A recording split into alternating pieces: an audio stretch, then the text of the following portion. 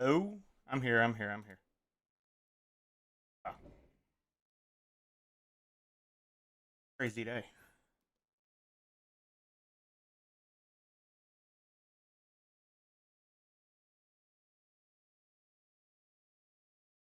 Haven't been live in like a week.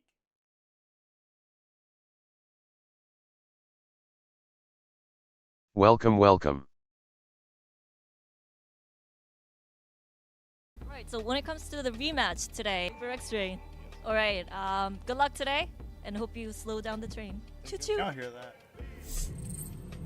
Well, not many teams have been able to do that so far. Maybe Is that too Heretics loud? could be the one, but let's loud talk about enough. this train, Mel. Let's get the Oh, people absolutely. caught up, those that haven't been watching Pacific. What's been going on with PRX? What is this whole train thing? I mean, Yes. PRX, as you were saying earlier, we're on the cusp of not even making playoffs. They make the roster change and benching Mind Freak and adding Patman, and they've lost one game, and then they went flawless until grand finals. It's been insane. Yeah. Track by track.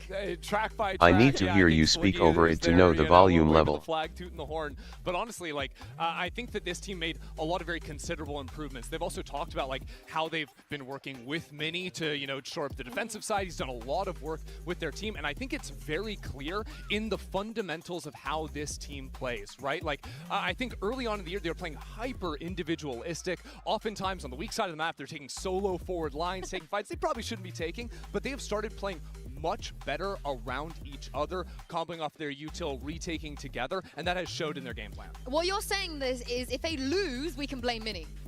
Yeah, Absolutely. that's It's- exactly It's what I said. 100% Mini's fault if they lose. But that's a big if, because looking at the map pool, there are some places that they like to go that are traditional weaknesses for Team Heretics as well. So the map pool is going to be very, very interesting. But let's talk about Patman real quick. Talk me through, his agent pool. Who is he? What do you think of him? Honestly, I think that Patman really fixes a lot of the agent comps that PRX try to run, because he is pretty much just a dedicated initiator player that can play the flashes, can play scout, could play the Viper on some certain maps, but what it allows for the rest of the team, his flexibility, is it means that something is not going to have to be playing the initiator role. Something can be on the Yor or the like he can be opping, and that works so But well the for PRX. Brimstone, though. Yeah, look, he can play his Brimstone on Fracture. I'll give that to him. Every other map, I want to see the York. It's funny you say that because he does bring that, like, finally some level of a consistency in terms of role, and still throughout all of that, Forsaken is still playing like 8 different agents every split. It is mind-boggling. He still finds a way to flex to everything. I am so happy you mentioned him because it's been a while since we've seen Forsaken as well. He's back somehow, like you said, with an even bigger agent pool, even more flexibility. And speaking of Forsaken, he managed to check in with Jen Lee a little bit earlier. Hello everyone, Jen Lee here with Forsaken. Now Forsaken, welcome to Masters.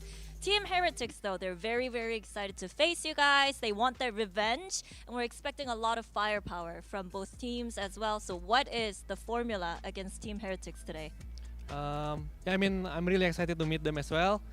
I think it's gonna be a banger match, and since like they made a grand final a couple of times, we knew that they're really tough opponents.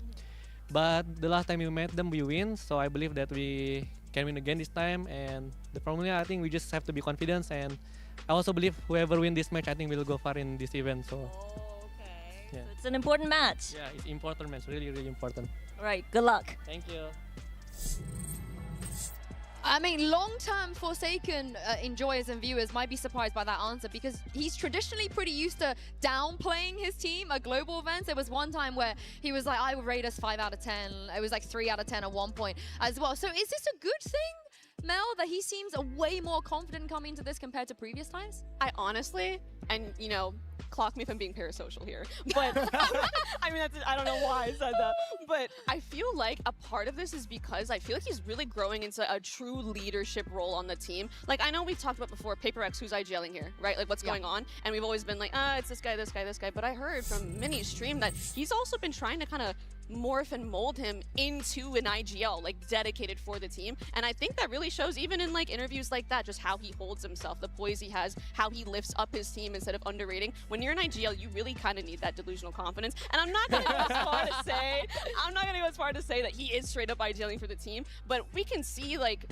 kind of moments like that kind of give us a little bit of insight of what's going on in the team. I also just, I personally like to see the confidence after not getting to see him in the team earlier on in the year, right? Like, especially because Bangkok was a tournament where it felt like everyone was starting to play like a lot more of the double duelist ideas. Like T1 was like, but PRX aren't here to be able to do it. Forsaken this is isn't so here silly, by to the be able way. to do it. Look at this graphic. yeah. This is just silly. Like, But that's the thing, like, you can run double duelist with Forsaken or without him. Like, he can play everything. It's just the silliest thing. Biggest but, I mean, we talked PRX about how fan ever Heretics today, have a trophy LMAO. that eluded them, but they've only really been good, you know, at the global stage for a year and a half. But PaperX have been here since 2021, and there's still no trophy on the global stage. Yeah, have gotten close a few times. Yeah. Never fully pulled it together, and now not even coming in as like the favorite of the event, right? So for them to go on a run, it would be a continuation of what they built in stage 1 regionally, right? Where they were the team that was discounted early on, then they start building up,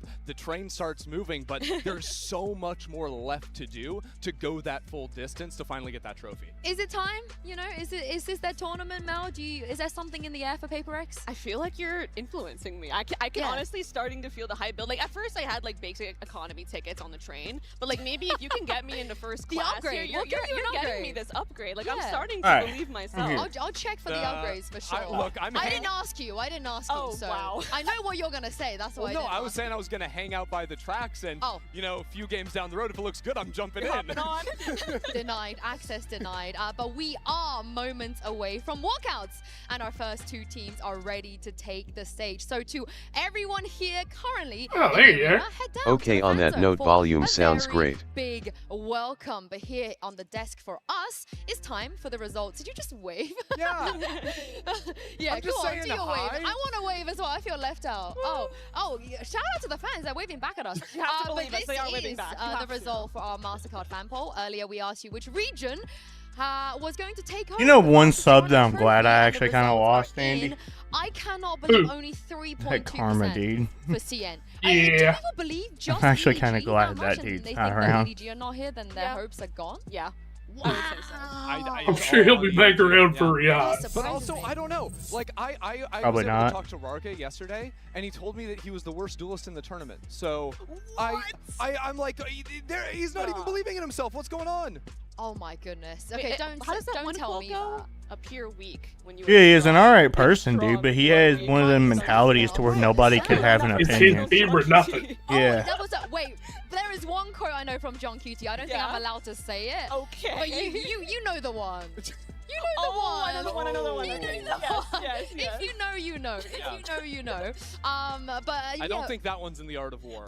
yeah, I don't think that one is No. as good as the one that Mel 11,200, just said, but looking at the that's what we talent need. Here, I cannot believe only Uber events went for Team Liquid. They don't This have is Nats. insane. Wait, What do you mean? wait, They don't wait, have wait, Nats? Wait, Yinzu. This is outrageous. I have a bone to pick with you. Yeah, hit me.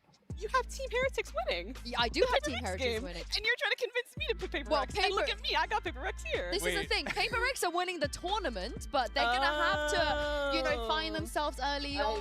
They can't do it The hero's flawlessly. journey. This is Not like a some good Simone storyline. Biles mental gymnastics. I Yeah. did not know. Wait, I what didn't was- know that. They're gonna lose. What? their Liquid thinking, doesn't they're have gonna learn Nats so today? much from it. Come back Nope, I stronger, mean, he was deliver us a streaming. I think he's crazy, still streaming level now. bracket run, you know? Oh, I didn't know. Is that not what we want though? We want the drama. We want some stories. We don't just want a flawless. He was streaming this flawless morning. Run. That's boring. I don't know. I would take a flawless. You would take a flawless. You're, Would I? no? Wait, but I always root for the 3 maps. I Every single still event. think the elephant in the room on that graphic is the fact that only 2 people chose Liquid. I know Nat is not here, but we don't believe in Penny?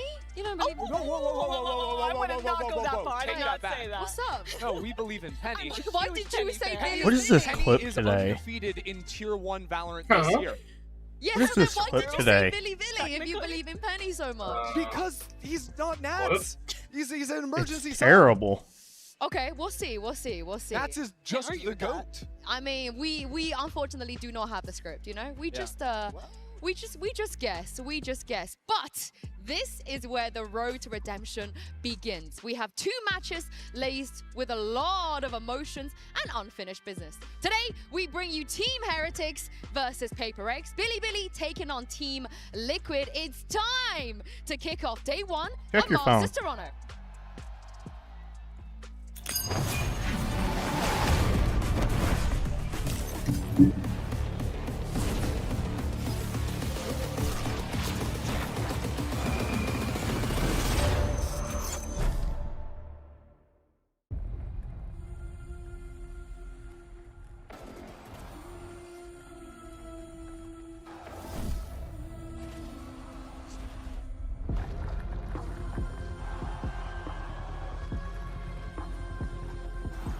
In an instant, the moment collapses.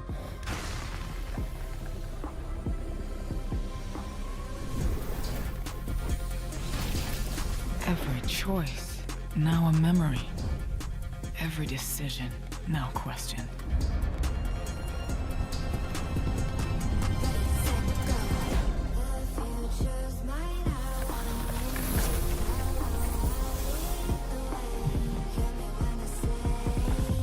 Opportunity rises again. The moment is in your hands.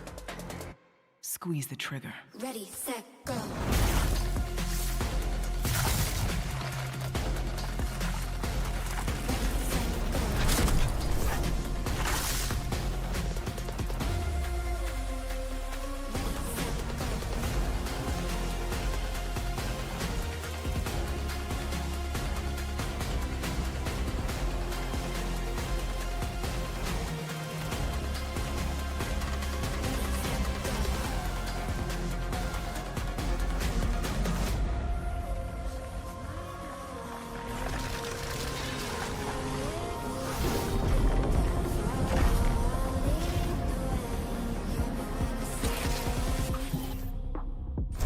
Ready, set, go.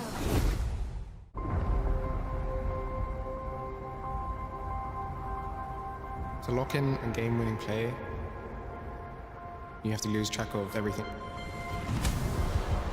You just focus on yourself. Being comfortable in chaotic situations, that's flow state.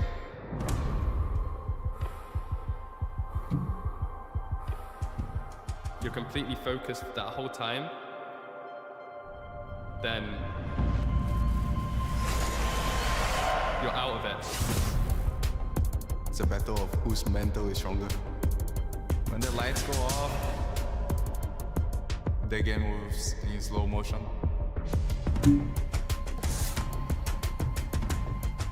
You see the bigger picture always. You're not overthinking, you're not second guessing. After all that work, is this how it happens? You're just doing. His positioning, does Celsius consider this? He does! You can't think about anything else but executing your play. I think about that a lot. It always replays in my head. Has to do it all! No hope in hell! I'll be back. Sometimes it's less so about focusing on yourself, more on your teammates. Reflection. I'll do whatever it takes Redemption. to be the greatest leader of all time. Even when you fall apart, you still have your teammate. Reflection. Redemption. It's not easy for me to be thrown out of balance. I want to get my revenge. This time we're not gonna fall short. 他要先把昨天忘记。他们从竞争赛一路登顶，点在顶峰。 I think it's just about the feeling. It's like one mind together as a team.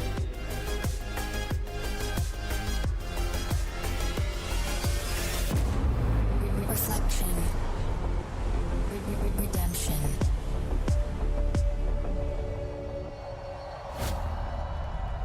Toronto, let me hear you! teams from across the globe have been battling relentlessly through Split 1 to get to this moment right here on this stage in Toronto, where their biggest challenge is about to start. Which team will rise up to the occasion to become the next Masters? Well, we're about to find out. Toronto, let's get this started! The Thursday Masters, Cabos Magna!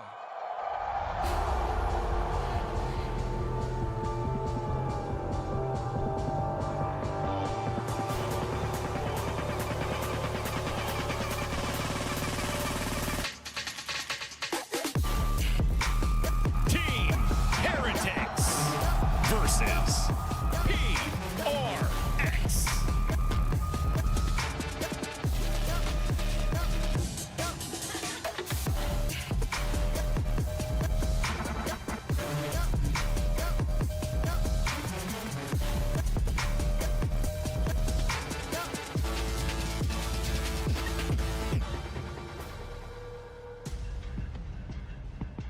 This is a rematch for the ages to kick us off at Masters Toronto. But a lot has changed since the last time they met. It absolutely has, but the hype has stayed the same, Sue. I'm getting chills when they're walking out onto stage. We got the Sunnies all ready to go. Both teams fully locked in and ready to go for this first map. Shout out to Van Silly as well. Shout out to our man Van Silly. But speaking of the things that have changed, Sunset is in play. But what we see, Amel, is that a risk, you think, to pick Sunset? To pick Sunset, you must have been a phenomenal team on Sunset to pick it off the gate. Yeah, the well, first tournament. Heretics have decided to go to Lotus instead of Sunset. I think that's a mistake. Interesting. It's hard to know, right, without real tape on this Sunset map, whether or not we're going to be rocking a lot. But what I'm interested in is Pearl Icebox because, I mean, you know better than anyone, but like Pearl is historically the worst map in the EMEA pool, and Icebox is historically the best. Here is a stat. Do you two want to guess how many times the 3 EMEA teams in this tournament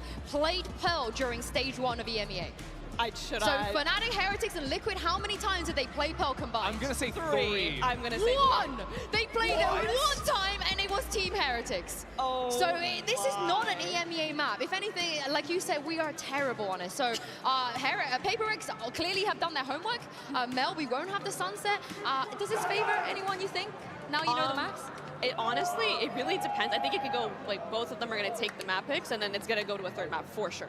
Yeah, honestly, for me, I'm just curious to see what we're playing in terms of agents, right? Because neither team was super aboard the Taeho train. Yeah. But on this map of Pearl, PaperX had been playing Jet Phoenix comps, which are unique to say the least on this map, but play very differently to a lot of other ideas. Phoenix so good for both A main control and fighting around that mid space. I'm really interested to see how Team Heretics really deal with teams running a double duelist comp against them as well, not just on Pearl, but overall, because normally they don't really run into double duelist in the EMEA besides Haven. That is when everyone's running the Yoru and the ISO. However, PaperX kind of has an advantage because, I mean, we all have seen the APAC comps. They are crazy. They've seen everything. They've seen it all. They've scrimmed it all. So I'm really interested to see. I think PaperX does have an advantage in dealing with double duelist comps against them. So I'm really excited to see how this turns out. And also, I think in dealing with Miniboo's Neon as well, because there's a lot of Neon that we see over in Pacific too. Right. We might see, like, I mean, maybe Neon slides don't work as well against PaperX. The mechanics, the APAC mechanics are just going to come through. Hey, check your phone. One time they did run this play against Na'Vi. They won. We had the Did you delete it? Yoru and Woods on Delete Jet, it? which is something they have leaned into. They like this kind of So duo. if I look for it, it's not going to be there. Much if Miniboo doesn't Go play for Yoru. it. Do whatever you want. It wouldn't bother me. Yeah. Now because on, though, you're going to be Neon, doing it and yourself. No one's going to have a go at his Neon. Yeah, I mean, honestly, and like when we started seeing a lot more Neon getting played on Pearl earlier in the year, I was a big fan of it. Like the execs you can run. Yoru usually plays a lot slower, you know, it's more macro, TP, all that Okay, stuff. hang on. Neon I can think I got a just freaking... overwhelm sites, and that is what Heretics are so good at. And I do want to shout out because I can see on my monitor, I'm sure you guys will see in a second. He can't take any constructive criticism at all without getting his feelings hurt. Sitting in the coach booth next to Alex, so maybe that's a bit of a buff as well, a cheeky bit of assistant coach power. Yeah, I mean, I wonder what he feels his role is in the assistant coach. Is it just keeping him calm? Is it keeping Alex calm? Or is it more just like he's like bad cop, good cop? I wonder what the vibe is there. Every time I've seen Mindfreak in the coach booth, he's always been smiling though. Yeah. Maybe I'm biased from the clips I've seen, but he always seems to bring a good vibe. So I'm leaning more towards good cop, bad cop. Dude gets two hurt feelings. I message him off stream, everything like that. He still gets hurt feelings. Oh my god. Oh my god. Do you know know what? I'm really mad when other people are funnier than me. that makes me so mad. That you came up. He even says, "Yeah, don't do it on stream, please." Title, so I'm trying to catch up. No, but I think you. I think Fucking you beat retard, me dude. there. I think you beat me Just there. But the agents too damn are early in the day very, to just very deal with interesting it. because we all seem to be very convinced that we might not even see a single Tejo. You know, we won't see it. But you know, we don't always know. We don't always know. How would you be mad at all if we saw a Tejo on Pearl out the gate?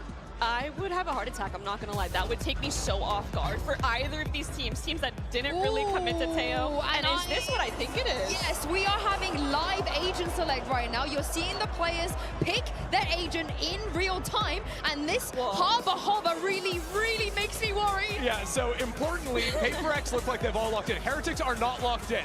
Don't freak out just yet. They're all hovering and maybe going back to some more normal things. But I think to talk about PRX for a moment, this does deviate from what they've been playing a little bit. I do think they have a recent game playing this comp, though, with the Yoru Raze double dive options, which I do think can be very powerful.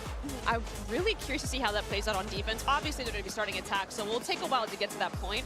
But that is really interesting. I could see the Raze being really annoying in terms of disrupting like Sentinel setups, getting that nade or the satchel to break it, so then it allows your other duelists to go in an entry afterwards. Yeah, and it's not just anyone's Raze, it's the Jing The Raze. classic. That is the Tekker's Raze. But on the other side of this, Vut playing Breach is not something we see a lot. In fact, only 4 or 5 times in the past. But he has to kind of flex here because Rian's Fade is phenomenal. Yeah, I mean, the Rian's Fade, you can't give up on that for sure, but I'm curious to see how this Breach plays up alongside with the nerfs, right? How it can combo those stuns with stuff like the Yoru. Well, we have 18 titles here on the desk. I'm sure we're going to be adding a couple more as I throw this over Toronto to your casters, Uber and Wyatt. Thank you very much, Hinsu. Great to be here in the 6 to kick off this Masters Toronto in the best way possible. It's 2 teams that take these tournaments at breakneck speed, but Wyatt, they've been cursed to stumble at the last hurdle in the past. So many second place, third place finishes for these squads respectively. The tournament is going to begin here. They've met before in a group stage. That was a long time ago back at Madrid. And we haven't seen a whole lot of PRX on the global stage since then. It's time for redemption to see if the train is going to keep on rolling. Here we go, folks. Into the pistol. Heretic start on defense. Already we've got this play up through connector here. It'll leave me the Prowler that tries to get him in. Wood on the breach this time around. A fault line comes out at a decent time. Could be in a bit of trouble if there's a pot flash out of this, but no, it's just going to be a pivot towards the spawn. The minimap is bizarre right now. Triple push from Team Heretics all the way through B, creeping into the spawn of the attackers. It's going to defeat a lot of this KJ util placed in A main. PRX here able to push out from Link. There's just no way that they're going to expect this retake to be coming from all of these angles. Benji Fishy biding his time right now, allowing the rest of the players to get in position. They have to know they're on a clock, though. Look at the lurk coming here from Boo. They'll be turning up from A main in time, but PRX want to push through. Flash in the direction. Flowers doesn't see anything. Briefly pinged out on the side. That haunt does give a lot of information now. PRX want to push ahead of this way, but look, caught in the grab well here. Device got to sit. And here Wood's going to take first contact with Device tucked in the corner. It's a 2 for 2. Forsaken buys this time. Opts to double back. There's no plant yet. No, they've got enough time though. They want to try to pivot to B, but these 1v1s being taken or awkward. Forsaken, lovely trade. Brings it to the 2 versus 2. And in the meantime, Patman had been making his way over towards this B site. It's going to be awkward for Team Heretics on this reclear. There's so many positions. That these last 2 players could be tucked into, but they opt for the double halls play together. Of course, Patman dubs as the handler for this PRX team. He's a tight leash on them. And deals with Mini Boo as he tries to approach from B long. It's on Boo. Now they know he's here.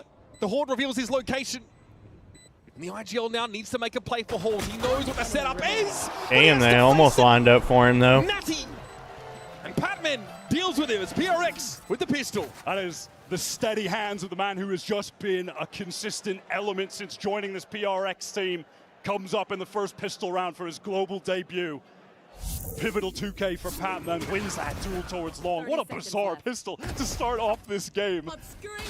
The map being entirely flipped by both sides. But PRX making that nice pivot with those 30 seconds or so remaining, getting over to get that plant on B. Temptation to double back on A when Benji got taken low. But PRX have a clear call to hit that B side now.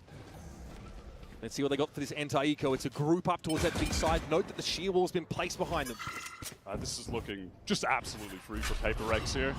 Team Heretics opt to go for this gamble stack towards the A site. They're not going to find a thing, and at that they've got all classics. But of course, when you're running this Euro, you are going to always be prioritizing just farming up those orbs. The dimensional drift has just been one of the highest power ultimates in the meta this year. Razorvine deployed in halls. This is tough for Benji, and Jing explodes. It's an easy judge pickup. And now for the rest of Team Heretics.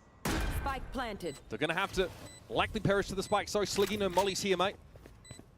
Feels like running Raze on this map is unorthodox, doesn't do justice to the agent being played here. It is so uncommon. And that kind of play, that double satchel back into halls, we're going to be seeing a lot of that from Jing, taking opening engagements, being set up to try and get in really deep with these satchels on attack. Divide with this Ghost, hoping to just pick off a couple players right now. On a second guess, fault line, they're trying to catch him out. Some old orbs on the table here though for PRX. If Heretics get a little bit too close, Oriens will have his. And the rest of PRX have already gotten out of dodge. And that'll be that. 4 perish to the spike for Heretics. But now we're well and truly on the road. And this is a comp from PRX that we've seen them pick up very recently to good success. We're kind of figuring out on the fly exactly how they're going to make best use of this Raze mobility. I mean, after watching months of Teo on this map, both teams have come out with very unique approaches. If these guys tried to do any prep for each other, that is out the window entirely. This is going to be who can call best on the fly, who can adapt the most, or are these just going to be two teams running it down on each other? We might get that here. Haymakers. Look at the util set up for this A main fight. Miniboo fancies a little bit of it, but PRX is slower on the uptake. It's a smoke out on them, but they're going to try and follow this Raze util in. Miniboo has a swing. Something gets ahead of it. Rien's though able to follow up on the grab well, and now will take up this position of boxes. And that's stunning stuff for Rien's. Just what the doctor ordered. Forsaken is out of the game, essentially. How do we break back in? I mean, that 3K Renz just did was more impressive than my 4K that we uploaded today. So powerful. Honestly, remarkable that something isn't even able to get that first blood. You're trapped in the grab well. There's a stun being thrown onto him as well. PRX opt to go for a pretty loose call here. Just triple swinging through the smoke with multiple players there. They're lined up. Just doesn't work out. Let's go. Nice move. Not the bonus I think the PRX were looking for. Heretics really taking control of that A main position, and PRX might be tempted to test them again. Placing swarm grenade. Here we go. This is PRX economy on the line in their first buy round. A lot of emphasis towards mid. It looks like they just want to go for a very quick A split, or at least threaten that to open things up. Here comes that double satchel. In the push. He can't be getting that. Oh, there's more where that came from, Wyatt. Devi's having to deal with Benji. And now you're trapped if you're Rien's in A main. He's only good for the one. Miniboo needs to try and find a way into the game, but he's at risk of being crunched on here as Forsaken gets the spike down. Clock is ticking for Miniboo, and eventually he'll be duck out of position. It's on Boo. Stuck here for Flowers, and there's not a whole lot to be done. And that's exactly what you're going to expect from this PRX team. Just mental double satchels in from Jing that you're never going to be prepared for. You're never scrimming against this. They are a one-of-one team, and Jing is a one-of-one Raze. Again, it's going to come down to these adaptations on the fly. Boo caught by something. PRX in danger of being on an eco if they lost that round, but taking it in convincing fashion. This is no way you're ready for this. Yeah, no, I mean, having to make that adjustment. Look at him, he dodges the fault line as well. That movement is so smooth. And again, we're seeing Heretics try and slow the game down with these nebulae, right? Smoke up and force PRX to flash through them. That's another situation where that attempt to stall for Heretics is utterly defeated. The first round, this is the first round we're going to have an ultimate on the playing field. Rien's has already put up 6 kills, has gotten to that Nightfall relatively early, so perhaps that could be the critical element of Team Heretics winning this buy round that does just have Boo on a Bucky. That was just really a token effort for PRX to keep Benji interested here over towards Connected, because they pulled out after that Prowler was deployed over towards this B side. There was a Prowler reclear just then from Rien's towards Art, and now opting to double up control A main with Miniboo. PRX though, they have just slowly pivoted over towards this B side. Here comes the full execute. So much utility for backballs, but at the moment that Molly is going to keep Jing at bay. They know who has this Bucky. They can just try to avoid him. He clears the Razor Vine though, so there's an option for Boo to spring forth should he need to, but he's sat here with the Bucky. It's an awkward line to be on. Patience for Boo. He's going to get shot up through the wall though. Benji can't hold mid, only finds his one. And now from Tower, Heretics have to make the play. God, that happened in light speed. PRX rack up another one. And this is two teams that are going to fight round after round to impose their will on each other. There's no backing down from here. This PRX team that has gone on the run to get here have maintained that lightning fast, exciting play, but it's just so much more regimented than when their stage 1 started, when they were going 0-3, when they looked down and out. That execute is fantastic, and I love that they are able to slow down the game, get into that little tight double peak jiggle to deal with the Bucky's backside. And even in that moment, something takes the fight, but he backs off. They just play safe, disciplined when they need to now. That's fully on display in a round like that, and it puts Team Heretics on an eco. Heavy PRX pings. It just mirrors the screen tearing like so bad. Getting up onto this B side. Don't waste too much time. Getting up onto this B side.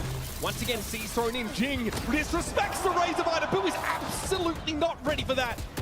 He's wrapped around with the judge of this moment where that came from, apparently. Jing is unchained. Cannot be stopped at this stage. And Heretics don't quite have the arsenal to slow them down meaningfully. Grabwell is going to be avoided by Rienti. Extricates himself, but now the boys are back. Flooding into Link. Ruthless, ruthless, just taking the fight to the players with the Sheriffs. When you have Jing on your team, one of the greatest Raze players in the history of this game, just let him run wild. Build your plays around him. No one's running the Raze here, but they make it work. Just destructive when he's getting his pace into back halls. How is Boo supposed to establish a foothold in halls against this Fade util, against the Vice, util that gets thrown down there? It's too overwhelming. They can't anchor this site right now. They're going to have to pivot to trying to play towards a retake, and especially out of this timeout, Rien's has still been holding on to that Nightfall. They're getting close to other great ultimates. And so that should allow them to just safely pivot off the site, absorb that initial utility that PRX are throwing, which has been a tsunami wave, and then come back in with those ultimates after the fact. So much of what we've seen from PRX in this game has really broken your average conditioning on a map like this. You're not playing against the average Valorant team if you're Heretics, and now you really know it. 4 ultimates have been developed on the PRX side though, including that Showstopper and that Steel Garden. And so far it's been about a tease towards Art or Connector early in the round, and then wholesale PRX have pulled out towards that B side of the map. The one round where things went a little wrong for them was when they fight doggedly for that A main position, and Heretics have great util, right? A lot of that Astra util to slow up, to smoke up, and force PRX to take a risky flash out and get gunned down. Oh, listen, when this PRX team run into the Team Heretics stack, they have fantastic utility to slow them down, win those engagements. PRX have just been hitting a free site multiple rounds here. Now this round 7 is going to be pivotal to the outcome of this first half. 4 ultimates available for PRX. Team Heretics, the one, but close to a couple more with their economy on the line. Full investment. Fault line off the rip. Jing here, expecting almost a push into Plaza by Heretics. It doesn't come. And now they're going to start to clear into Connector. Wood has given up this space. Play a more passive line. He doesn't see them cross. Showstopper pop. Jing is headed on the guts. Oh, he's headed over towards Art. Surely he doesn't wrap on this player. Benji's about to get real busy, folks, and he dodged the rockets. However, Patman handles him. Once again, playing through these smokes, though. Boom slows the pace down, and the shots have been good enough to make it something in Forsaken verse 3. Who's next? Wood is slowly flanking. Nebula drops, but the ultimate is ripped by something. Going to get all the information on this side, clearing out Secret. Just letting Forsaken know that he's safe to pivot towards this back area. They want to flip the map right now. Stuns coming through. Something feels like he's in so much danger. Gate crashes out to main, and that's just going to separate these two PaperX players. It's going to come down to individuals, 1v1s, the cosmic divide even being used here. This is going to at least give a safe pocket for something to get that plant. He gate crashed away from the fault line. Oh, the timing for Forsaken! Minibu just has to watch too many angles. He's so scared. He knows that's, you know, Forsaken could be going for him. You got 2 initiators up here for Heretics. Decent util for this retake, but the cosmic divide is a bit of an issue. Forsaken's going to anchor here behind this Nebula. Information, though, is kind of out of date about where Heretics could be coming from. But now, a bit more of an inkling. Is he going to push this? Something happens it there from A-Main. And Forsaken does his job. That is a 5-round lead already amassed by PRX. That was the perfect swing timing from something in main. When the game gets chaotic, that is when PaperX thrive. Frankly, you could say the same for Team Heretics, but that's even more of PaperX's element than theirs. Rian's used that Nightfall, but to no avail. And you're just seeing Bilibili placed in this uncomfortable situation. Has to watch a couple of different angles. They're feeling good. Both brothers on the Heretic side have definitely looked overwhelmed in their position so far. And here's a double satchel play for Jing. Well, you've got A-Main control, especially up against this half-bite. It's a cool way to take A-Main, that pop flash, double satchel, and they just want to continue this in. Teleport from something. Jing with a nade kill. Something beautiful. Lined up. Multiple headshots. Making light work of this eco. And now Heritage, you've got the double Marshall play available to you.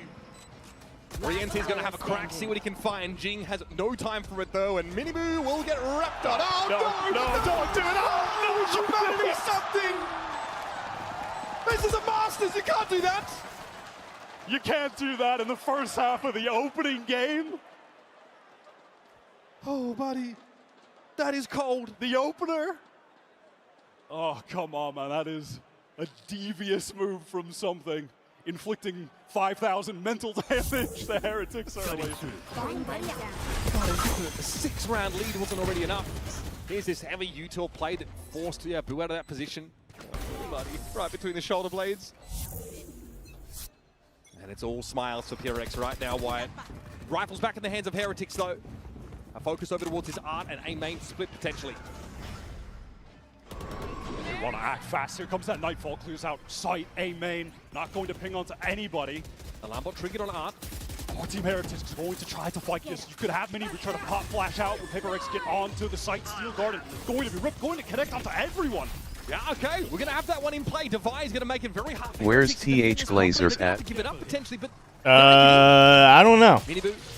The one person that is apparently like the biggest Team Heretics fan ain't even here. I don't know where he is. Right now, again, just slowing it down. They tap the plant. They want to bait this utility out. Here, hang on. I can message him in Discord. Strap in. There's the ping. The Horde sees 2 Jing with the spray. Boo is you already. Something tries to emerge behind the flash and Wood is caught with utility's hands. There is something. Closes the account. You already celebrating? PRX, show us another side to the coin. It's a pump fake. He disappeared after something knife. Teases Heretics out. This is simply not the PaperX of old. You are watching a new team. Everything they do, they're controlling the tempo, is just utterly fantastic. It is perfect play. They slow things down, allow some of those players. I mean, this is PRX map pick, right? Steel Garden was used. They tap the plant just to bait out that initiator utility. Then they get back in, post up, refight. It is picture perfect Valorant from this team. All right, big breath here. Hearing from Heretics and press conferences and the like, they're still aware of the sort of second place curse on them right now, but it's kind of not something they want to consider because of the road that still lies ahead of them here through our group stage. But they've said that they're he didn't disappear, Carmen. He was never here. They feel like the issue. I don't know. I don't know where JC is. I messaged him on Discord. Just the mental preparation. In general, I feel like they've got the experience. Figure you two could shit talk each other for a while. Comfortable, confident at this level. But how do they dig themselves out of this 7-round hole? They've used both their timeouts. Carmen, you're not thinking that it's over already, are you? Because I don't think this map is, or this match, rather, this map might be. I don't know. I mean, Heretics need to start winning and start winning. But the thing is, Paper X is on a double duelist comp. So, if you're a Paper X fan, you probably wanted 8 rounds because it's an offensive-sided map. You got an offensive-sided team. So on offense, you want 8 rounds. I honestly feel like if Heretics get 3 rounds here, that they're in okay shape to try to turn this. Not ideal, but doable. Go 0-1. That game crashing didn't go into halls for something. It's tucked in that corner. I've came back from 11-1 on this map. Now, obviously, that's like a little bit different in plat lobbies than it is in pro play, but they just love this anti-eco B-slam with Jing getting into the halls with a judge. This time, Boo's out of there. He's not trying to die to that. Well, like, if you're Heretics, you knew that you was gonna. Heretics dig up here. I'm surprised Heretics didn't try to flank more and flank faster. Thrown out here, no one to catch on to, or perhaps the vice behind him, but Forsaken is confident. The standout player on this PRX roster, and boy howdy, he's sharp as attack, folks. He had an unreal run. That being said, though, Heretics, like, I don't understand they was on an eco there, but they're kind of getting dismantled. They need these last 2. They need these last 2 badly. If they can get these last 2, it's still doable, but if they lose one of them, I think it's like over. Like, there's no way you turn a 10-2, right, in pro play. Get someone who can do it all. This is going to be a PRX usually starts slow, so if they starting hot, it's looking like.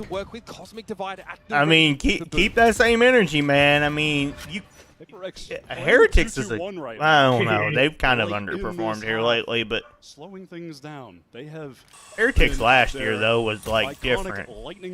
Heretics this year has been devastating execution little to these weird. sites. Is it just me, chat, or am I seeing a little bit of screen sharing every once in a while? Yeah, I was noticing on YouTube view. Like, I turned it off of 1440 to 1080, and it seems like it's doing it a little less, but I'm still seeing it every once in a while. And it's kind of aggravating me. They not underperforming PRX are just them. You really think so? You really think it's just a full-on team def? And Benji's going to get caught on a timing, most likely. Forsaken just rips him a new one. And Boo again. I don't know, man. I don't. What do you want me to do? Is PRX really this good? Yeah, but by the dimensional drift from something. Then how good is like DRX and Gen G then? Because no disrespect or anything like that, but DRX and Gen G. They do not slow the game down. They've been both actually looking good this year, but all 5 of them are so on point. The guts, the confidence for something to get out there is crazy, and they follow up. Team Heretics, they are divided. They're losing 1v1s. Jing getting that crucial opening kill for the team to get into that site. Sleeping, mate. We are sleeping. Sleeping, says Nilzinho. Yeah, I think this map's over now. PRX mathematically eliminated Heretics from Madrid last year. They said the emotions got the better of them. But now they're sleeping. Maybe they could use some of those. Jing pops himself up. The showstopper that's avoided for the most part. Just he already clone their. All right, let's go to Icebox. Turn towards Lincoln Art. Gen isn't that good anymore, just texture is really good. You really don't think Gen G is that good? That's kind of crazy to say, man. I mean, from Heretics there, so they're going to go back to this. My opinion, Gen G is still really good. Like, they might not win Masters or anything like that, but like, it's tough to hear you say that, man. That's still a good team. In fact, PaperX, I mean, you are saying they aren't that good anymore, but I think any teams that make it to Masters, I think you can argue they're good. Because you don't just get there by fluke. I guess maybe you do. Well, they got rid of their lockdown. Never mind. Something's happy to wait and bide his time here. Patman going to double up with him as well. Something wants to get some early spam. All this huge team not opening the side up enough. Minibu's going to go for it. He's able to find 2. And that's the best Heretics have looked this game. Wow. God, it's not even close to enough. The fundamentals I better are back on my just grab a drink. fantastic. Patman getting back into holes. To Quick double map up. 1, huh? Multiple players swinging through the cosmic divide that was thrown down. Just decimating Heretics on their re-entry. Well, we're here for a good time, not a long time apparently, folks. That is a brutal first half for Heretics. We'll be back after a short break. Collect yourselves, and we'll return to this opening matchup of Masters Toronto. I meant as good as last year cause they let Meteor go.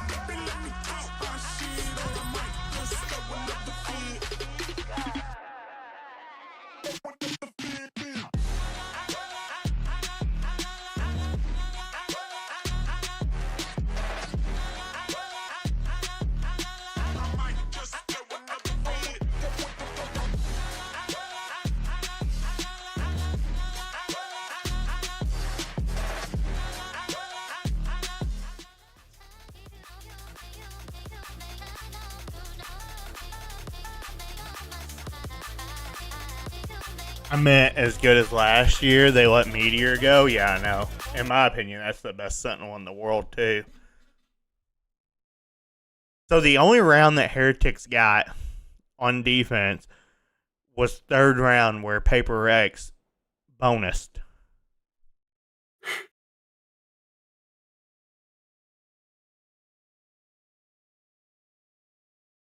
All right, chat.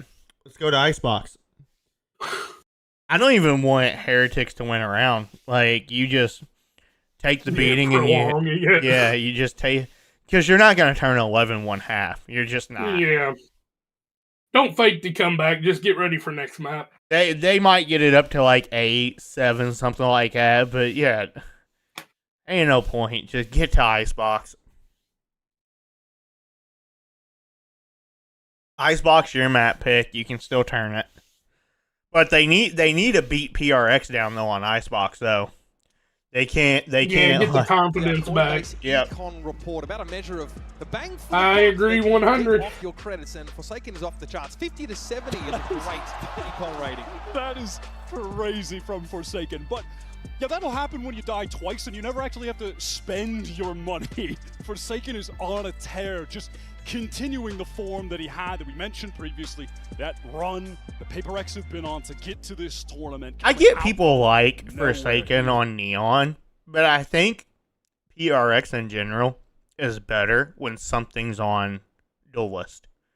When they should just run double Duelist comp the rest of the season.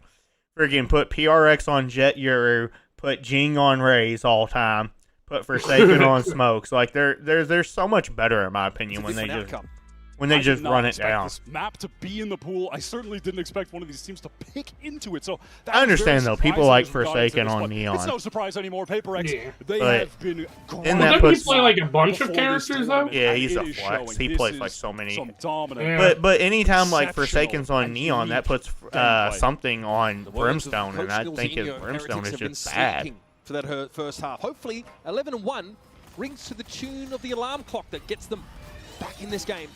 Minibu's already gotten his way onto his A site now, tapped up a little bit, and PRX have not quite shown themselves yet. Something lurks amongst the shadows. That's a bloody good timing, at least for one. Devay, what a shot! Boo just runs into it. I'm kind of okay with it. Oh, there's Yeah, that I screen mean, I'm tearing. okay with it. Are you seeing that screen tearing too? Yeah. Okay. It's definitely, yeah, I see it a lot easier on the Discord view. To get this Okay. around. Keep them in the So game. it's production though. It's definitely not me. Yeah, no, this ain't you. Reaching around the corner, it's a very low health Woot that's able to dispatch him. Now we've got a God's Honest 2 versus 2, and here's Forsaken, gets the spike loose, it's up to Benji. Prowler, You plays just from behind, die, and Benji. sees his quarry. Not quite ready Just to finish take the the L, job. Benji. 35 seconds left in the Yeah, round. screen Pac-Man tearing. holds his It's ground. going back to like crazy A mode again. diabolical start to the second half for Team Heretics. They might I'm already kind be of over. glad he just died. He's won both Yeah. pistols. I didn't want to see more of Obviously, this. Heretics, they're going to have to I'm come over into this week. map. I'm Let this one thinking. in, let's get to the next. Yeah, I'm thinking about Like Icebox. G2 with some stingers, maybe. I'm thinking about This is Lotus. stunning from PRX. Do you think this is gonna go to 3 maps? No, I don't think so, but it could. I don't count Heretics out here. Wait, you think PRX wins map 2? I think they could. That's what I'm saying, though. I'm not counting Heretics out. You freaking Forsaken spitting everywhere there. So clean right now. What a joy this is to see PRX in prime form. Round number White 14. hot. That could be the last of the game, but there is a stack on the B side. Pac-Man, though, takes that one for the team. Forsaken finds his, and then PRX realizes action elsewhere. Don't worry, Andy, you gonna be waiting a long time for Lotus. Heretics cross.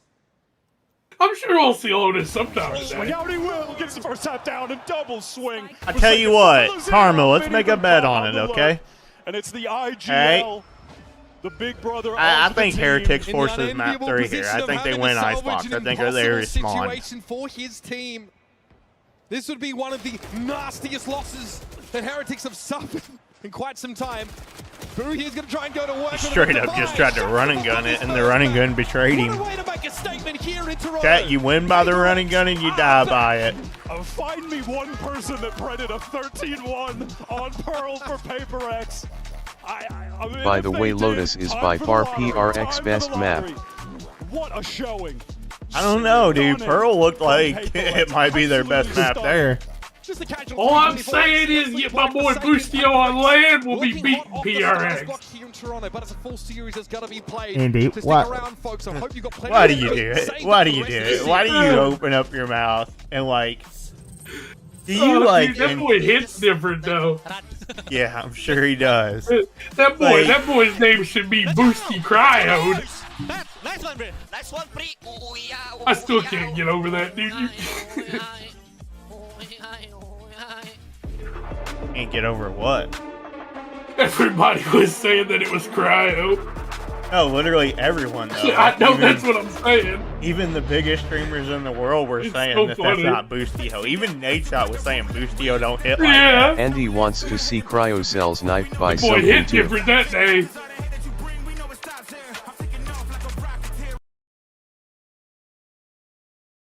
Andy wants to see Cryo get knifed by something too.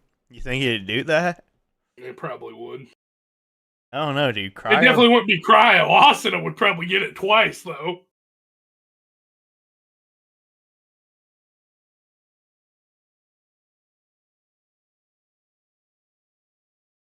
God, I'm kind of hungry.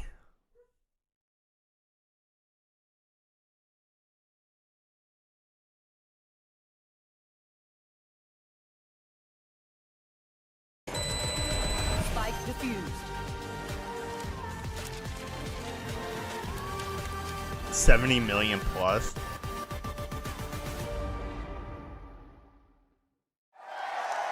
Wow. The Esports World Cup. Hey, my team's going to be in that. Wings.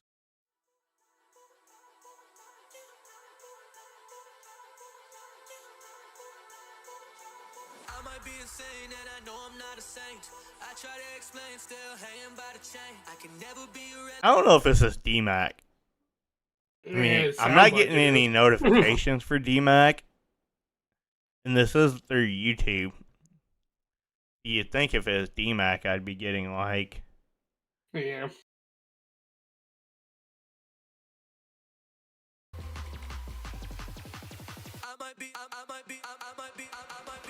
I don't think this is DMAC.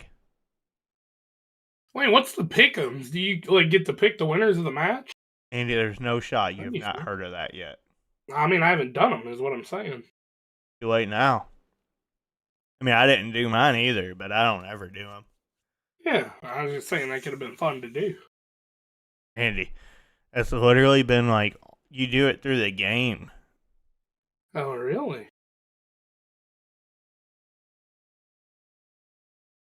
Did you hear what I said? Sure, Andy. Okay, I was just making sure you heard what I said when I said I've never done it. Sure, Just- Andy. I was just making sure you heard that when Sure, I said Andy. that. Okay.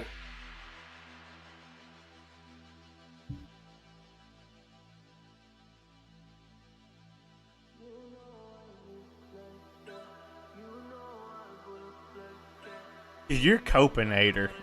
That should be your nickname. You're Tiltonator. Why? Because I tilt you? Somebody says one word and you're Tasmanian devil up in there. Oh, I'm pretty sure that's not. Oh, that was you, Tasmanian devil. Pretty sure that's not how that went. I seen the little smoke spinning around you. It's not what happened at all. You saying there was no smoke? Done.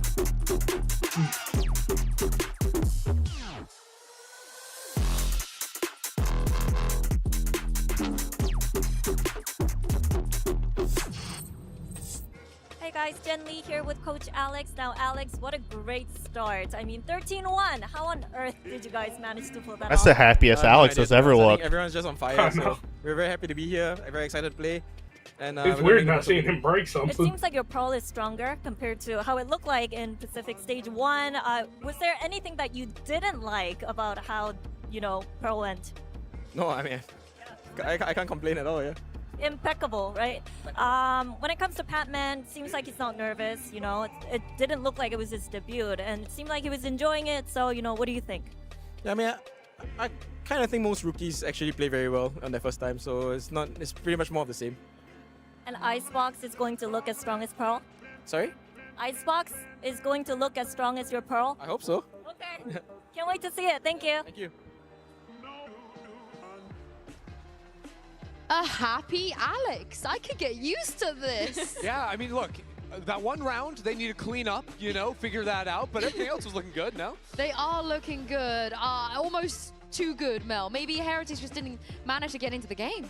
Yeah, I mean, PRX just had so much momentum. And I mean, he was talking about Patman, the rookie here on the stage, and it's like, he won two very crucial 1v1s, and to bring that to the 13-1. So I'm very much impressed. I think we were all, you know, kind of leaning towards PRX here, but to expect that level of dominance, I mean, even Alex was like, wow, like, what is happening? The train has truly arrived at this station, but it's time for our Verizon high-speed moment, and this one goes to PRX's pistol round, the first pistol round. They started off beautifully here. It's pistol round, and already PRX is just going to be working for this early mid space. And I think their calling was really highlighted throughout this round, and also some of the aggressive plays from Forsaken. Initially, they're just working over into this connector area, and they're playing this round out without any sort of wall coming in from their Vise. So right now, they're a little bit concerned as they run into very little resistance in mid. Okay, there could be a walk-up B, there could be a walk-up into A, but pretty soon they're going to hear this Killjoy turret on A and start realizing, hey, there could be players. I'm really surprised Heretics didn't try to fight like A main more often. And it's going to be interesting because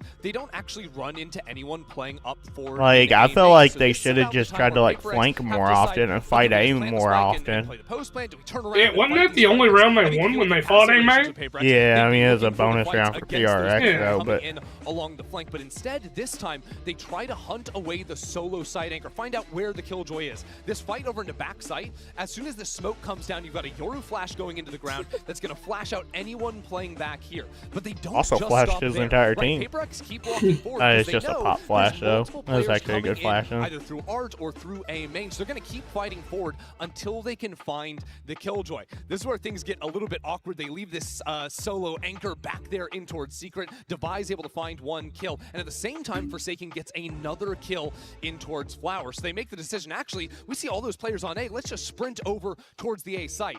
Unfortunately, Jing gets a little ahead of the crew, so that actually encourages Forsaken to stick around, and he plays this very aggressive line, trades that kill out, and he was doing this consistently throughout the game. His Astra was so aggressive once they fell down into numbers. They end up pushing forward, going for these two players coming on the flank on the other side, but Patman and Forsaken play things beautifully to close out this round and get the ball rolling in what was a complete stomp. And Mel, this is the definition of growth, right, when it comes to the way that PRX are now playing compared to a couple years ago.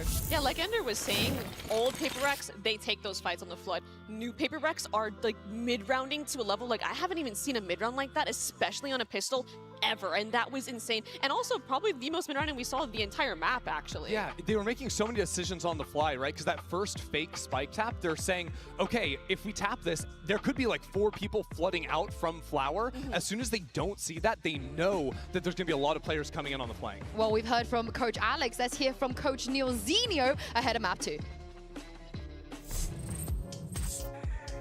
Hello, it's Jen with Coach Nilzinho. Now, Nilzinho, not an ideal start. What do you think happened? I think it was honestly an embarrassing performance. Like we were behind them at every single step of the way. Individually, we were off. Macro-wise, wasn't great. We just couldn't get anything going. There was a couple of rounds that we were in it, but honestly, we were just completely outclassed. So we just need to wake up immensely for the next 2 maps. You know, yeah, we need to bring our A game, and that was nowhere near it. So. And earlier today, Boo mentioned the importance of having a stronger mentality and how it's something that you guys have been working on. First match of and now VCT, so you want it to be a banger. First map was a snooze fest. I mean, on paper though, it is a banger. This game, it just felt like we were so scared to. We were damn near fell asleep watching it. We just were terrified to make a mistake. So I don't think we'll be seeing that big of a beat down here on Icebox. Even if they do lose, I think it's going to be close. It was like me versus you in a freaking warm-up match. Okay, fine. In a custom game. I don't play this game. Because they need to really What's up with that how good they small are. tattoo Right now, there? and that last performance, Who goes I didn't even notice it. We've got 2 new maps now. We forgot about the last one. Who goes with something like that? It is That's it what is. you go with for a tattoo. Can you tell what it says? Hell no!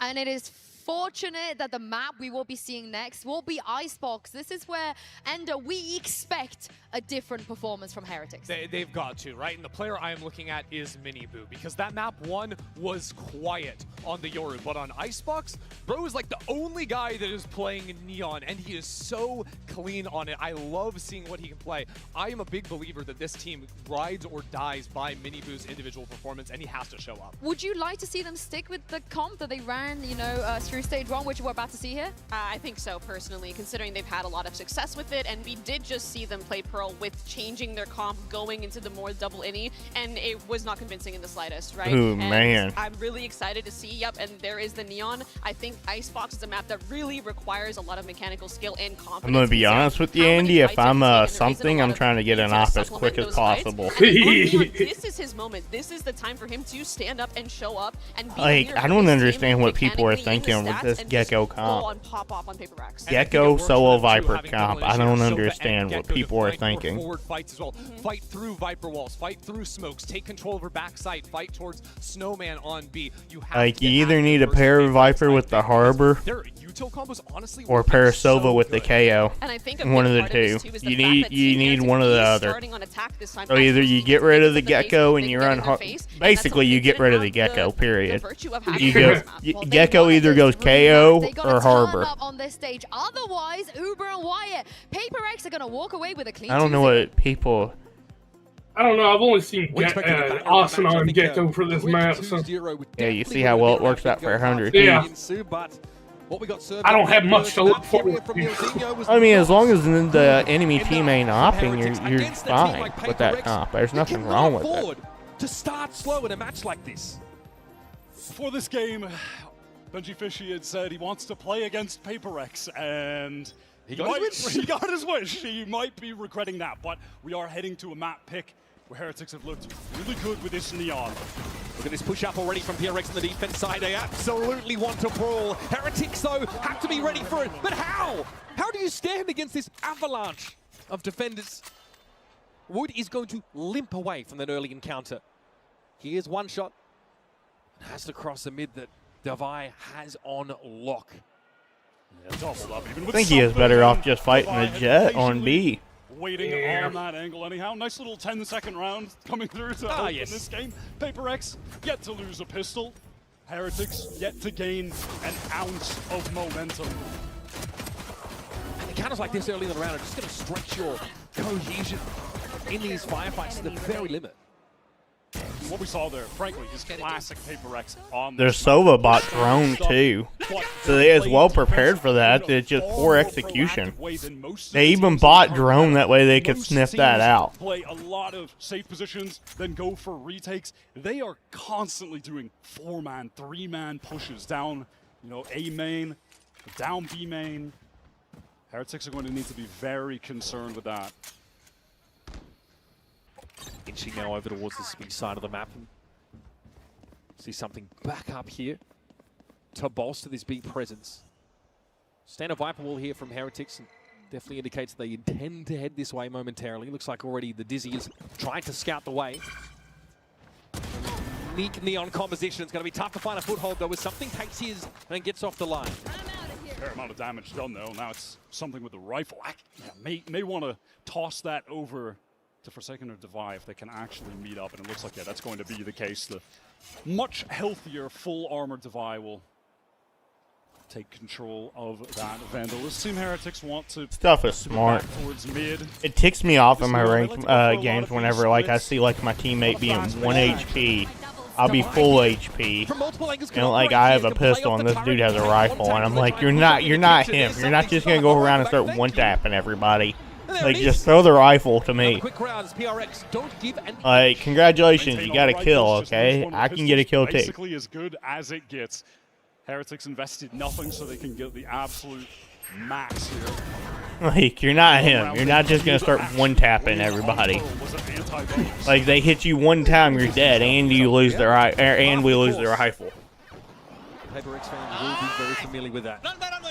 Let's go! Now, of course, buy up here for PRX. Or Heretics, rather. Forsaken has a Bucky. PRX have 3 players B main. Time to walk right at the attacking team, as they always do. Heretics, they're patient, they're waiting, but they're losing the duels. Great trade from Rienz, though. Little one-way, something tries to put together on a dime, but Rienz is a little bit quicker. Now we'll remove the presence from mid. As Forsaken starts to take advantage with his spaces given up. There will be a turret to spot him out. Patman with the Bulldog. Stacked up here alongside Jing. Does the bite match the bark for PRX on this B side? When Minibu is alive, they love to go for like a bolt. Andy, I love hearing all your background noise. To take back yeah, can you like smack your chest like 4 times real quick? Yeah. Can you like? Hold on. Yeah, can you smack your desk once? Still, PRX cut down to 2. Forsaken with the Bucky. Yeah. Anything else? Can you make it sound like you're beating your dick? Benji and Wood armed to the death with no plan. Can you make your stomach growl? Wingman to get it done for free. They want to slow this down. Like just all the background noise from your mic just makes me hot and wet. It's good audio for you. They convert yeah. the bonus as they did on yeah. But they escape with only 1 gun. That is devastating for their economy. So the Spicy looks better trading into that B side of the map. They sustain heavy casualties to do so. But perhaps they're starting to get a feel for that up-tempo style. The PRX are trying to throw at them defensively. You can see just like last game, they won the bonus round. On that angle, but didn't win the duel. Yeah, Christy called it out on the desk that Minibu does need to step up. He has given so much. If we see back-to-back 13 wins, and the only round Heretics won both maps was a bonus round, which is pretty much a save for PRX. That's just rough shape. Something even bought an outlaw. Play safe for the time being. It's something with an outlaw this round. Posts up on that deep A line. Wants to go even further off the drone that Forsaken is sent for him. Does actually spot out Boo. One way will be refreshed. With Patman the edge, but it's going to be a dizzy on out. Patman already on the spray. He got his. Heretics slowed up somewhat on their way over towards this B side of the map, but now that Viper Wall is something they can play from behind. Nano Swarm's triggered. That was a great way to fight that from Team Heretics. Multiple players. I'm kind of surprised something isn't like already up or like already like Snowman or something. You can see PRX on the rotates, getting towards this B side. Will Benji catch the timing? He's got a player though coming from his left. He might not be ready for the 2 push. And there it is. Once again, PRX give as good as they get. Rifle upgrade for Devi now as well. Wood solo. These shock darts have done tremendous damage. It's going to force out the Thrash. Can it actually get a connection? And even if it does, can anyone get a kill off of it? No. Decent ping though on the side of PRX, but here is Forsaken with the Odin. Jing wants to try and push up. Wood is very, very low, but there's still a spike to defend now. Heretics just going to try and hang on here. Hold on against this relentless onslaught, but Devi wraps on yellow. And Wood just has nowhere to go.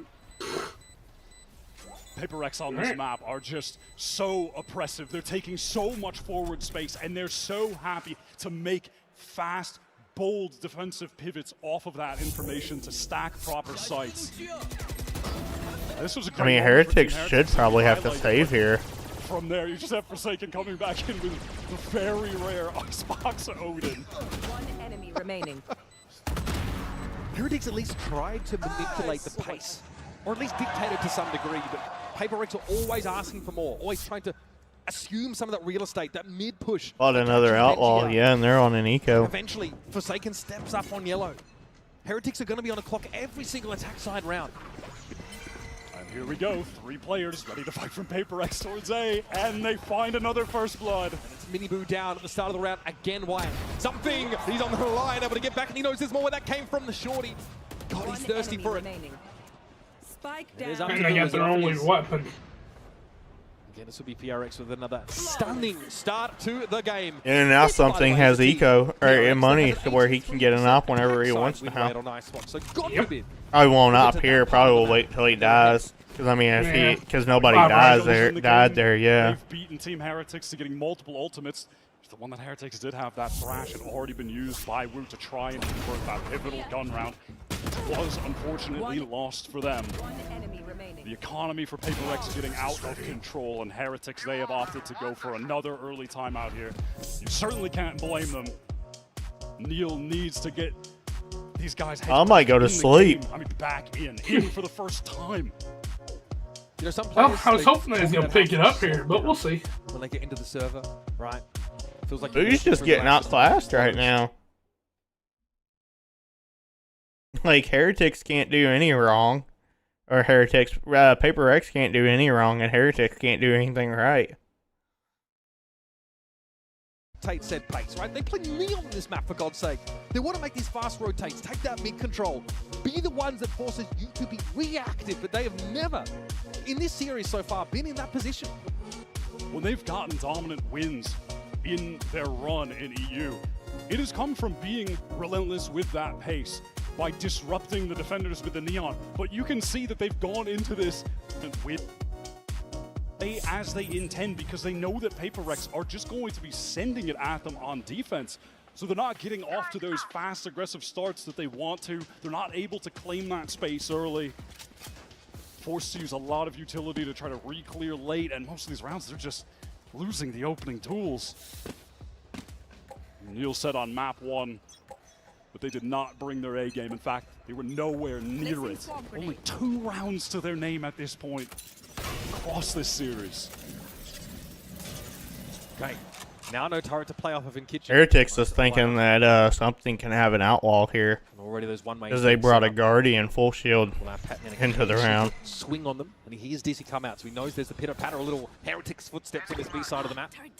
Devi's been drawn over in that direction to assist. NG with the curry spot, okay. Not too shabby, my friend. Like, I feel like Benji needs to be doing more, though, like, around the A site. Will allow Devi. Other than, like...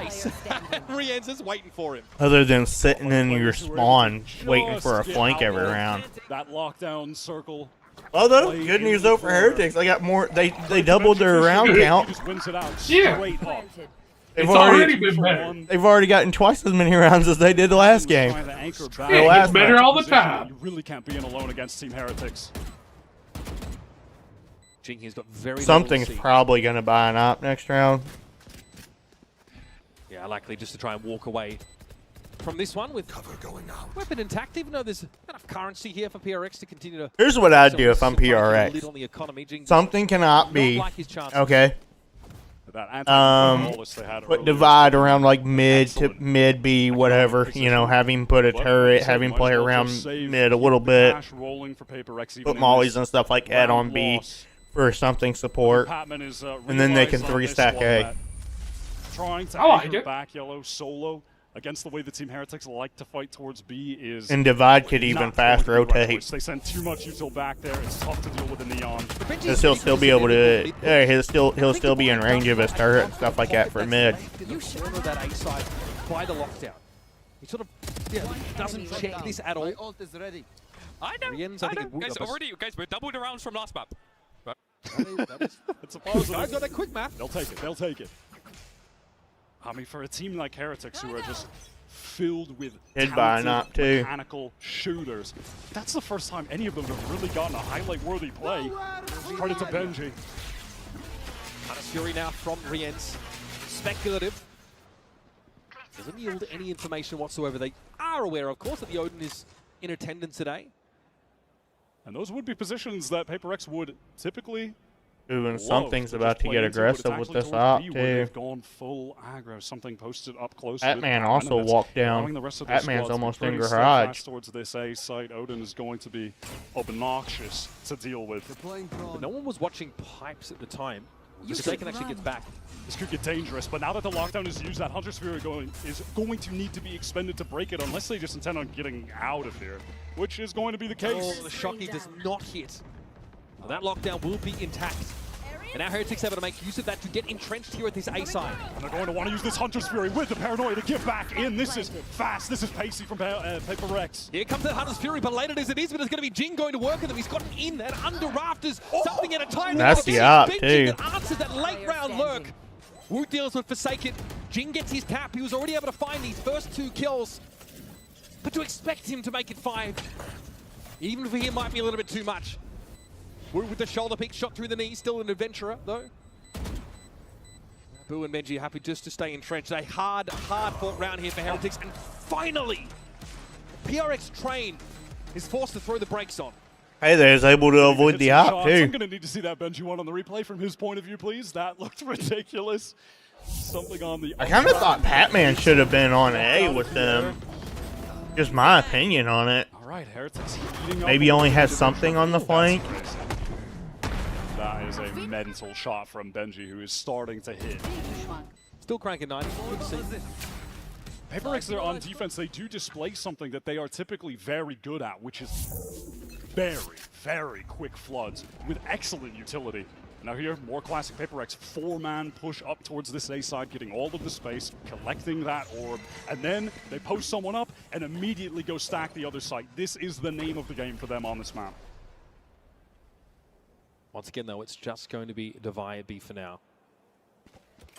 Hammond one away from that Viper's Pit. There's Benji again. He's hitting. Push up. He is hitting. Spatman trying to trade this. He does, but Benji gets out of the way. Oh, this is stunning stuff. Benji Fishy. That's 3.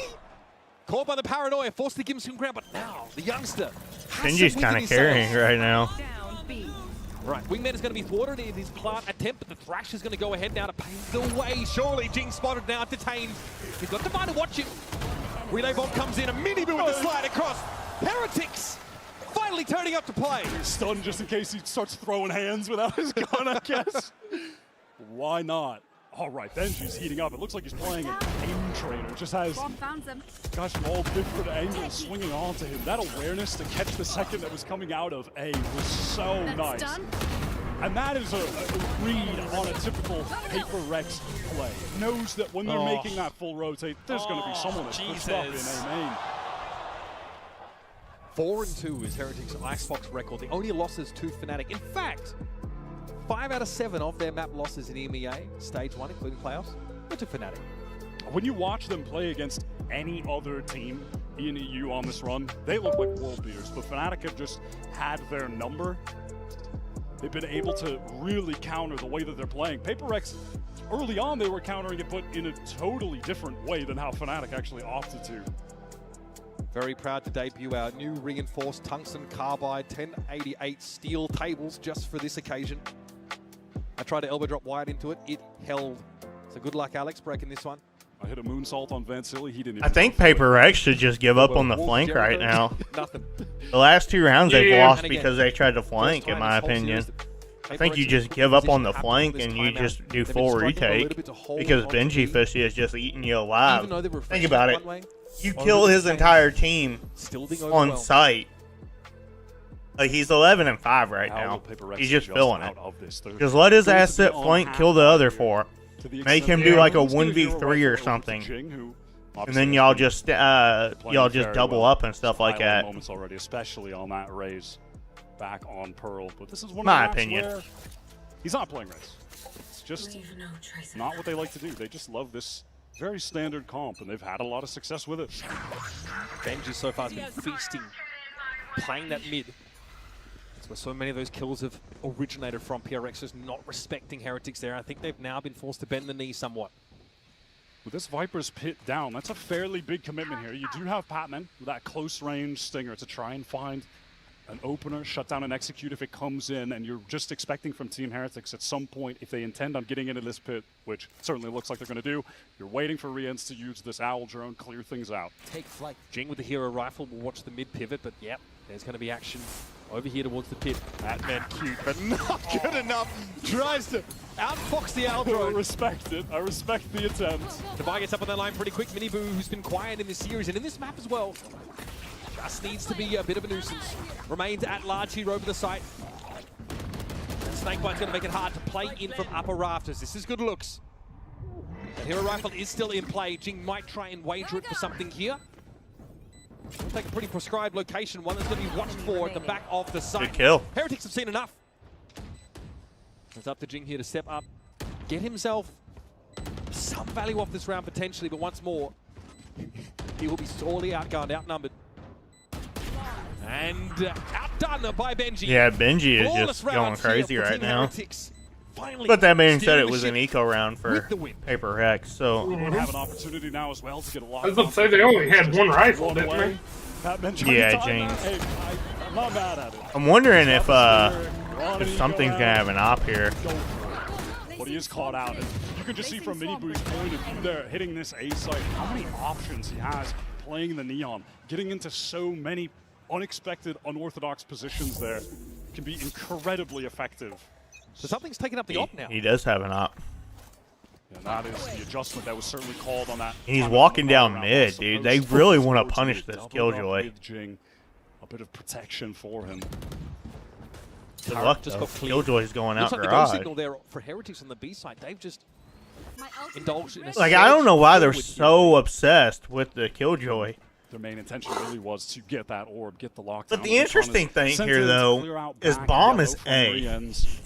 So, this is obviously a B fake. And I feel like, yeah. Been over there with Woot on A the entire time, but this is the danger. Something has been waiting for this cross. On a very tight line. He's going to see one. That's Rien's trying to cross. Dealt with. He's going to go back for more. The line, but very quickly, Heretics all got across to A. And he's going to know that in a couple of seconds. And look at PRX. They're already rotating off this B site. They have Patman, Deep Yellow, and the other two players are making their way to A. Something's still holding it. Try to flood in. They might. No, not with that lock. He's not going to flank, though. Certainly going to be kept at bay. I don't think PRX have the mechanism with which to remove that, so they're going to have to respect and pull off the site. That early rotate now kind of nullified. We're going to get a plant down. Heretics look to dig in here and anchor. And it looks like they want to come right back in. Recon, Paranoia. Here come PRX. Heretics Viper's pit now. And they got the Viper pit, which is going to pretty much nullify the op. Heretics could win this round, too, and take the op out of their hands again. Have to commit. Wood has been dealt with. The Viper, though, spawning the pit still at large. Jing wants to get past this now. Spam in Boo's direction. Miniboo, though, dealt with. Patman is in here, sees the Viper, and there it is. The wall comes down, as does the curtain on Heretics in this round. Boo with a parting gift, but that's all that Heretics can muster. Overwhelmed by the numbers, no real positions, deep sight. It's all they can muster. They're just able to get right back in for free and overwhelm everyone in that pit. It's somebody getting that opening kill, and then Spam connects on to Woot. Cooked from there. You see how much PRX invest in getting that midline held. They send Jing with something. And then whichever way you slice it, whichever way they rotate, Benji got an offensive. Actually picking up this attack operator, and I mean, he is filling it. It's not about filling it. You want to take the op out. He's going to try to punish the op. They think the op's going to probably try to walk down mid again. Slowed down. But actually, it's a three-man push down A. Push down. That's not the plan for PRX this round, apparently. Once again, the one-way being set up by Jing for the sake of Patman. Dude, PRX has got to stop with these flanks, man. These flanks are just fucking them. They'd be up 9 rounds right now. 9 rounds right now. I mean, they can only be up at most 5. But I mean, they'd still be up probably 3 rounds if they had stopped flanking. Heretics making their way in, claiming this space. Now, see, this is a good play. Have something just holding A at this point. So Heretics now with have the yellow op. control. And put the rest of your team onto B. Team Heretics, they do need to wait for this wall to come back up. Oh my god, Paper X, they just want to go in off the paranoia with a recon. Looking for their own timing, marching to the beat of their own drum, but Woods, what a stunning mosh pit there to shut him down. Devi's able to find his 2. And Benji's not in a hurry to get involved. Heretics have done well to trade up on this B site. This has drawn something and Forsaken across the map. We're going to have an advantage attack side post plant. Ooh. Is Benji gonna see him? Highly awkward towards mid. Forsaken left on an island towards B. Oh. Just wants to slowly maneuver forward. Busha correction. Get this kill. What a snappy shot! Now, have to deal with Woot, tucked in corner by Yellow. Doesn't want to give himself up a Forsaken. Oh, don't even think about the knife, son! Here comes the thrash. Something Nosy now needs to gain some altitude, but finally Benji is rewarded for his patience in the round. That lurking operator comes in at the very end. Yeah, but now they know he's got it. Final hour. Something shot in mid too, which told Benji that he was there. You heard the op go off. I don't know why he shot. I don't know if he desk popped or what. But otherwise, Benji might not move there. Just tried to catch raw timing. It does not work. Because you saw it as soon as like he shot. Benji's guy looked around. Yeah, I guess And then he heard him start running through mid, and then he sped up through kitchen. Not really sped up, but he kept his presence unknown. But Woot has a really nice mosh pit. Now here's some pace from Team Heretics, getting that Neon back. Yellow quickly. They know Patman could. Ooh, they threw the op off the map too because they know that Paper X can't have op. Damage before to retreat. Definitely a bigger commitment to the B side by PRX in this round. Hunter's Fury lockdown, both available here in the last round of the half for the defenders. Heretics does have Neon ult here. They could literally clear out the site with that Neon ult. They just do it again. They didn't use it. Timing doesn't pay off once more. Hunter's Fury now for Forsaken. Gets a tap on Benji. Still no plant yet. Right here. That Hunter's Fury just used a little bit late. Boom, booze up, hey. Should call him back. And there's more than enough time for Team Heretics to make this pivot. Yeah, if Forsaken can catch a couple in mid, though. Is he too far forward? Woot, I like the high-low setup. That is brilliant. Heretics. Forsaken's just got to stop there. Why are you still walking down? All half so far. That is a great double face there. 30 seconds left. All right, now the little things are beginning to come together for Team Heretics, and we're finally seeing a Paper X who were utterly dominant, now struggling a bit with some of their timings. Again, they refight into B before there's any attempt to get the spike down. That Hunter's Fury comes a little bit late, and Heretics just have their crosshairs placed on all of the angles that they I wonder if he uses his ult. Devi's giving You himself might as away. well, right? No reason not to Never fully mind. commit to this one, but Esbu takes him out. 7-5 half for Heretics. And as you mentioned, Heretics have or rather, Paper X have a, what, 80+% win rate on attack Icebox. So, despite the 7-5, they are not out of the woods yet. Close half. Finally, some light from Heretics. Stick around. We're going to quick break, and we'll be back with more. I'm just happy we got a map. Yeah. Like. Actually competitive. Yeah. I don't know, man. Like, 7's probably enough on Icebox. I mean, you kind of got a team that's a little bit more defensive sided. But that being said, I don't know. You might have enough.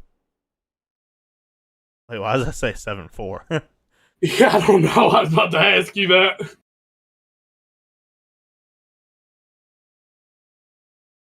Obviously, that's wrong, Andy, by the way. Yeah, Just so you know. Because we're literally at halftime. It's impossible. I was like, are we at half? Wait a minute.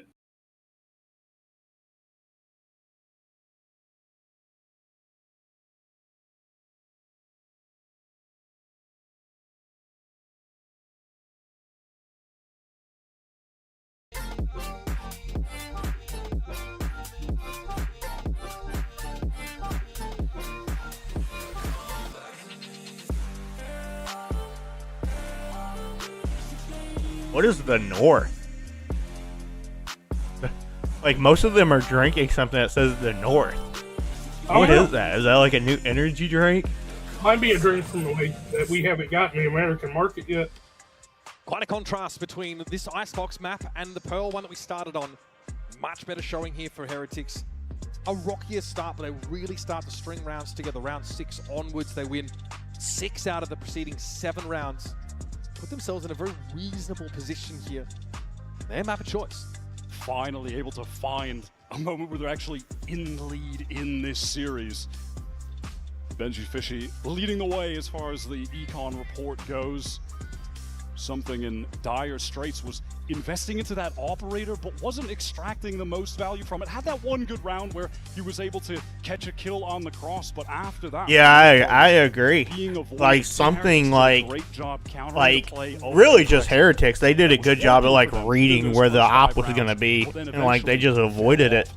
Things began to get very disjointed on their refights.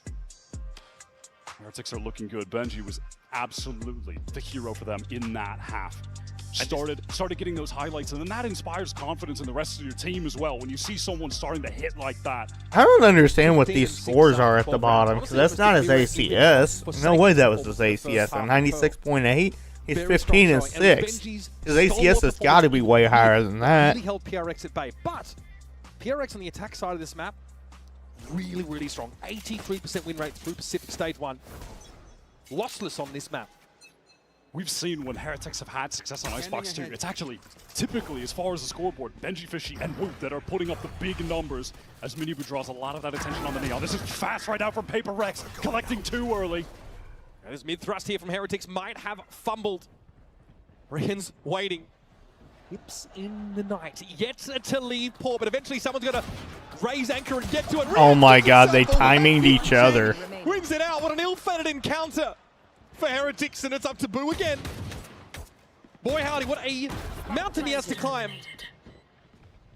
Spike, of course, already planted. Interesting that he didn't take the D. For PRX fans, getting off to a good start with a pistol win here. All they've had are good starts. They've won every single pistol. If Team Heretics could win this map without either pistol round win, that would be a tremendous feat for them. And they've shrunk, of course, the lead to a singular round. And once again, it's a short round, Wyatt. This early engagement here in mid. Jing sees action over on the B side, gets involved there, then whips around. That's an all-timer. That's an all-timer. They know someone is there because he couldn't move forward. His body blocked. Hold up. Let's go, boys! Woo! You know, if Reens didn't shoot there, I'm not so sure Jing knew he was there. Just too good on these pistols. Because they literally timinged each other. Minibu investing into the Marshall for Heretics on that deep angle from yellow over towards B. Pretty standard there with the shock and the molly to deny that early access to the orb from the defending team. Benji is absolutely playing the most important position on the map.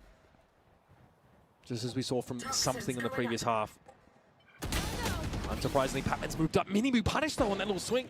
They tried to set him up with a Marshall, but he will be ruined. Run over there, given no space at yellow whatsoever, and Boo now is about to feel the net close in. Patman up walkway, sees what was that? Okay. Up on the ledge he goes. Proud as a peacock, but Rienz is able to find his brace of 2. Once again, though, it's a heavily disadvantaged situation. Rienz desperately trying to avert an even game here. Likely has too much on his plate. Devaya will silence him. Fair enough, bringing the 3 most important rifles into the next round. Cash from the Spike clan as well, so PRX will be more than happy with that. Team Heretics have done a nice job on these anti-bonus rounds. That has kept them in the game here. Otherwise, things would have really spiraled out of control early. Nice shots from Rienz, who is just a consistent presence for Heretics. For me, really just has all of the aspects of the game on lock. He can really do it all. One of my bands just broke in my mouth. Said, we are not kids anymore. We're not rookies. There's no excuse for I mean, it doesn't hurt. It happens all the time. Basically, it's whenever a rubber band was in too long. I just got to put another one in. This round is both sides have rifles. It's a very healthy bonus for PRX. You'd still think that hurt a little bit. Taking the time at the moment. Nah, the rubber bands that they use, there's not like a normal rubber band. There's no like pop to it. I mean, yeah, there's a pop, but it don't hurt when one breaks.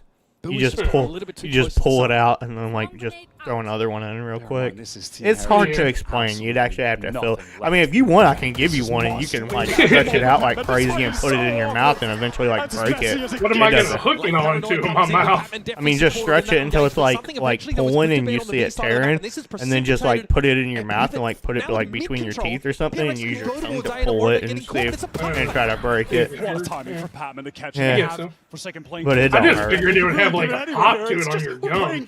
No, you feel it and like you hear it, like you know it happens like immediately. Yeah. But it's not like a pain feeling. It's just doink, and you're like, oh. I figured it would be though. Right on up for PRX.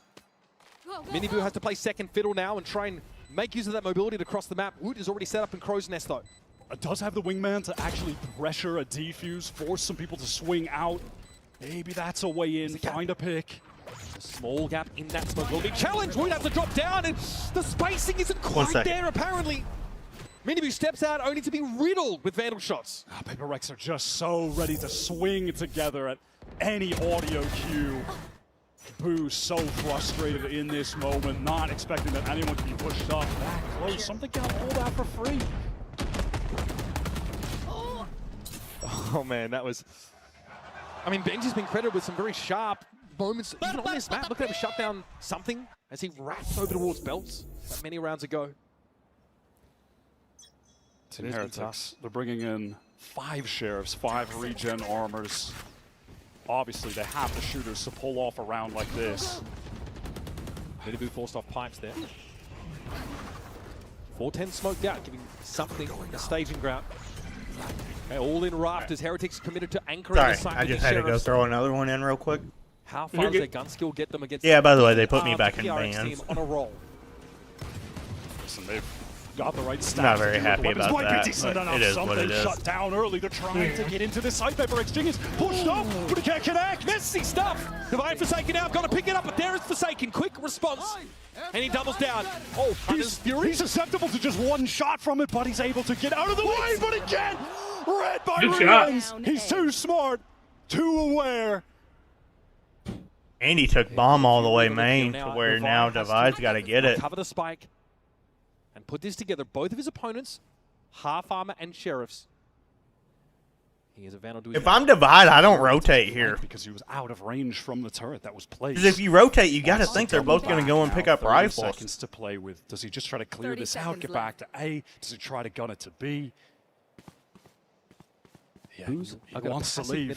He wants to leave. He's hoping that in this situation, Team Heretics would just leave the 2 on A and then, you know, go for that advantage retake over towards B. That being Spike goes said, down. Boo That'll definitely allow ain't a gonna rifle to isn't gonna go get a for the rifle. pass. So Rians would be the best chance to get a Go for this rifle. with the Sheriffs. Rians does have a recon. Oh, neither one of them Has got a time to play rifle. contact off potentially. Does he have the time to set it up? Yes. Not too bad to have this Sentinel utility at your disposal in such an important clutch. Look at Devi. He still has to be weary about this flank as Rians is making his presence known forward. Trying to get ahead of the Owl drone. Does he have a timing on Boo? Spot him out. Util in hand. Devi is Devi. That's a beautiful play. What a Red Bull clutch. He timing the PRX drone. well and truly on the tracks. Team Heretics know that that Look round at that could fat have fucking absolutely piggy. shifted the momentum, but it's a 4 round We need a run nickname for PRX Divide. out in Well, this we second can't. We half. can't call him Andy. Disaster. He's way for too the good at the European game to be side. an Andy. I don't play this game. I don't know why I'm catching With strays. these 2 kills to get them back into You the played round. this game though for 4 years. No, I didn't. He finally retired. What proof? Can't play off of each other at all. That is Played the game And for they feel 4 like they years. didn't Couldn't have the get time out to of waste bronze. either to collect some I've of the never rifles played that this were game, not even for a little bit day. Deeper on that A site, they go for it with the Sheriffs. Might be regretting that decision at this point. Jeez, the tension there between Weber and Nelzinho is palpable. So another timeout here. The last one available to Heretics on this map. That's an absolute. That is heartbreaker. like not being a dickhead all day. That is kind of wild to think how long or how many hours you put in Valorant. I don't know what you're talking about. I don't play Valorant. Okay, dude. Neil, the coach, saying that was the first time he felt That disappointed. is kind of in the wild, team though, is that after not? That loss. That is. If I knew the context, maybe. I don't know what you're talking about, though. And you heard what he Andy, had to say. you know exactly what I'm talking Just about. in that halftime break. Not looking themselves. Now they've managed to find their way back into the game, but yes, they've got a rifle round coming at you folks, but Hunter's Fury, Lockdown, Viper's Bit, 3 of the most impactful ultimates you could ask for PRX on the so far flawless attack side. They have 4 rounds in a row put together. PRX just have the easy 1-2 ult combo right now. Get the space with the lockdown, drop the pit, and they've even got the Hunter's Fury late if the spike is really being pressured by a Team Heretics retake. They've got 2 ults they're relatively close to. Maybe they can get this sword. Please. On open your folds.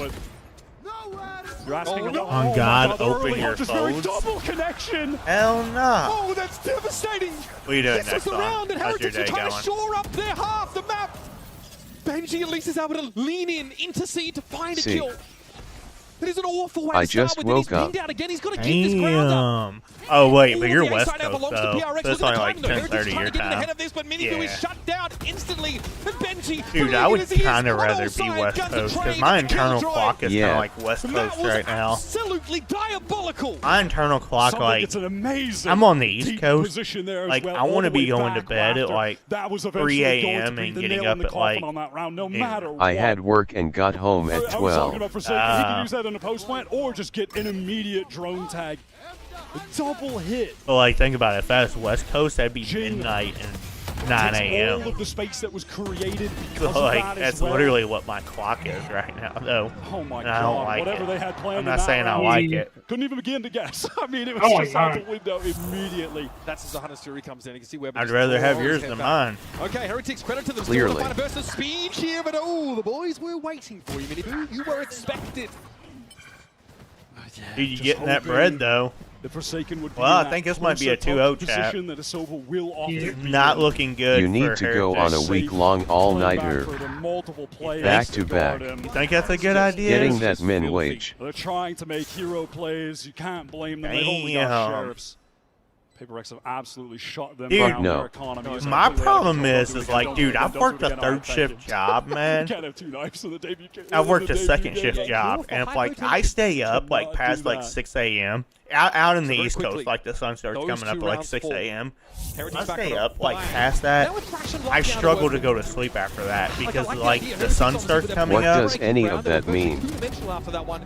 Still want to go forward. and like Play once that the sun PRX starts coming up, classic it's like my body like inside wakes play up of and it his- thinks I should be awake. Get Neon to get something. I'm not But even man, I mean, trolling like, at all. it's Then I worth it just for that. can't Know go to them when sleep. Deep Magic was written. What does any of that mean? Wait, what do you mean? What does any of that mean? Round run. Wait, Coming hang into on. this with I an think I might have 80+% missed you on win something. rate on attack. We're seeing exactly why. Deep recon is going to come through mid, and then Second, something third can shift. swing off this with Patman. No one is going to Oh, actually be second, spotted third by an shift. Benji caught. Oh, like There's a teleport into second spawn. shift being Disarray like for 3 Heretics. p.m. to like 11 p.m. man, and then they're like getting third shift clowned being on. like This is the 11 wrap around p.m. that to we're like trying 7 a.m. Desperately to bail water out of this quickly sinking boat. That's what I'm saying. Like my body We're only cut like down kind to of like 3 players, runs and Patman is on and the timing, functions but right he's whenever I work awareness day safe shift. away. Okay. Adam knows it and he's ready. I was going to say, Patman, he's just in the walls at all Hey, like- times. Heretics ready now. This is winnable. Yep, something spotted out. Here comes a fast retake for Heretics. Good start. Forsaken dealt with Raptors control. Assumed Woot very sharp this round. Thrash Wow, they're gonna use the Thrash. Standing member of PRX, and in midair he is detained. I'm surprised they Come up used that in there a to breathe 3v1. A brief respite. But boy howdy, look at those wallets on the Dude, side my of PRX. body They is are still bulging. on HS school timing and I auto wake up by 8 a.m. the late 6 a.m. the earliest. Dude, I'd honestly rather have that schedule. Together, the distraction from Raptors, and then you have Woot coming lower. I really would. I mean, the distraction. Benji knows. I'm gonna be honest with you. Like, what was Gene thinking? Like, that kind of looks obvious, right? It's that moment where something Am I touches just that drunk, chat? position But I feel like again. that's like an He's forced to obvious, look like, towards hey, Raptors. he's gonna be in that Woot smoke. takes advantage of that distraction to get a Dude, freedom ID kill. go to bed at 2 and This is wake going to up be by such 6 no alarm. an uphill battle Dude, for I- Heretics as they have to just face No on a joke. PRX When that won't be when I'm on saving day shift, anytime soon, that's if kind of at like all what this my happens. life is like. I usually go to bed before 2 a.m. though. I usually get in bed about 11:30, 12 o'clock. And then I'm up, usually before 6, He usually just about double teleports forward. He 5:30. gets all of that space for free. You're never expecting it on defense. But not terrible. I usually get about 6 hours of sleep. Nah, you're the besticle, you clearly need more alcohol in you. Push all the way up on B. He's just got the craziest lurk timings. He's going to have to accelerate. Dude, I just need alcohol in me when I IGL. Getting towards screens. It's slow right now. Relay bolt doesn't hit something. Here comes the lock. Yeah, right. We had JC IGLing for the most part when we queued. JC was like turbo calming. We was trying to gas him up so hard. It's crazy. JC's not that bad though. He's pretty good. They've got to challenge this. Not too shabby there from Miniboo, but Jing deigns to descend from the ivory tower to deal with that. I really only like playing alcohol or playing Valorant when I'm drunk anymore. The Red Bull clutch, a crucial one here. I'm just gonna keep it a buck with you. Might do that tonight. After the matches go off, I might just start drinking. I only have like 5 beers Little though. pal just gives him that effective 2 versus 2. I do have some hard alcohol though, and I got some Mountain Dew. I do have some vodka. I could actually get fucked up if I wanted to tonight. Looks like he's already in the grave when he gets this 3rd kill. What is that, man? What is that? Heretics is trying to turn. A chunk out of that PRX economy. Next on, I could be down to play tonight if you want to. We might get a 5-stack together. I haven't played in like a week. Like the last day I played was Sunday. I was off all week. I haven't even touched my computer, so I'll probably be like really bad. I'll probably play like a bronze player. Dude, I don't know if it's just me. I got my ass handed me when I so lost T. Yeah. Dude, I don't know if it's just me, but like, if I like take like, yeah, that's what I'm saying. But like me, if I take like 3 days off consistently without touching this game, I play like shit for like a full day. It takes me like a whole full day to get back into the swing of it. I don't know, maybe it's just because I'm old as fuck now, but if I don't sweat my balls off and play every day, I just get shit on. Yeah, Val is like muscle memory. I don't know, maybe it's just a me thing. Do you have that problem?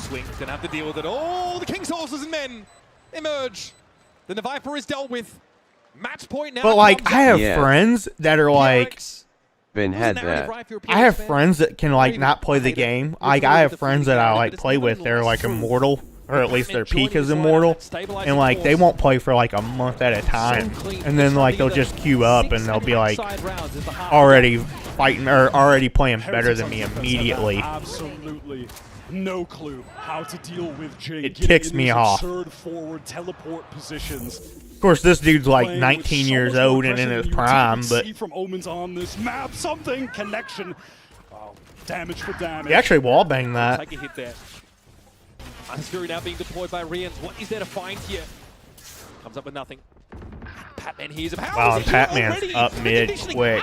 Yep, GG's. Now it's up to Boo again. 30 points of health to try and slow the PRX train down. But I mean, surely they peaked IMM for a reason. I shall be back. Yeah, I mean, a lot of it would be game sense, wouldn't it? No. Yeah. I mean, they're just cracked on aim, to be honest with you. Like, even one of them, his name's Frosty, if you ever see him come in chat. One of them has even said several times that, like, my game sense is better than his. He's like, Daryl, he's like, you got radiant level of game sense. But he's like, your crosshair placement is, like, flat. He's like, if you could just get your crosshair placement, he's like, you could ease a little bit better. He's like, you'd easily be, like, higher than me. In which that's not true. My crosshair placement does Bro has the same name as my old D&D character. Batman's reputation was the one that would keep it. Bro has the same name as my old Dungeons and Dragons character. That's pretty crazy. Straight down the throat of Heretics. But next on, dude, my like game sense and like my predictability in this game, or the way I can like sense out of what other teams are doing, it's like next level. It's everything else that I struggle with. And no one on the side of Heretics can deal with these timings that Jing is throwing at them. Give it up for PRX! Guys, you know what? Celebrate with the fans. Celebrate with the fans. Enjoy this moment. But, hey, guys, is it okay if I steal Forsaken? I used to be deadass look into the future. It felt like Inksco. Yeah. It felt. Forsaken? I still do that a lot of times. 13-1 on Pearl. What the heck? To be honest, I don't really know what happened about Pearl. I don't really watch Heretics Pearl as well. I think their weakest map is Pearl, which is B right. So yeah. Okay, and you know, you seem very dialed in, you know, standing up, shouting a lot, very animated as well. So, you know, what was your mindset? You know, Damn, I'm surprised PRX actually shit on Heretics. Like 2-0'd them. Actually, I just wanna hype the team because It's actually kind of crazy the fact that There are tons of ways to walk What out the to heck? the octagon. it's actually kind of crazy the fact that they just shit on them like that. Wait, I need VOR.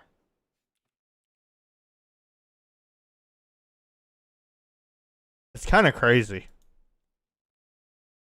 I'm actually kind of surprised on that. It wasn't even really close at all.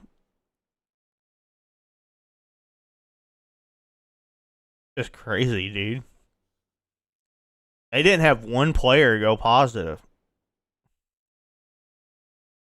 Benji was the only one that had a good plus minus.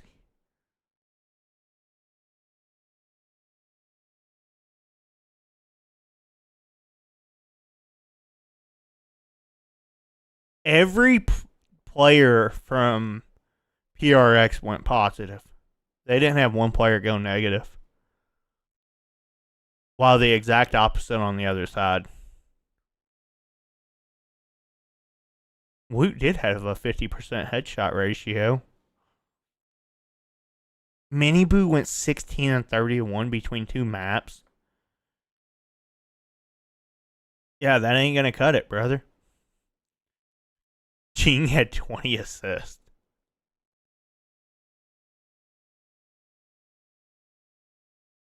Four and 13.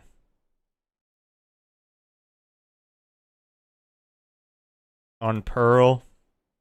And then 12 and 18 on Icebox. Ropug. Brothers Yeah. just like me.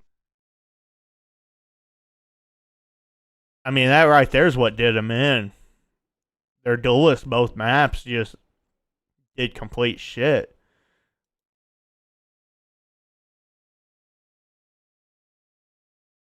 It was just completely outclassed. They got 13-1 on Pearl and then 13-9 on Icebox. That's just...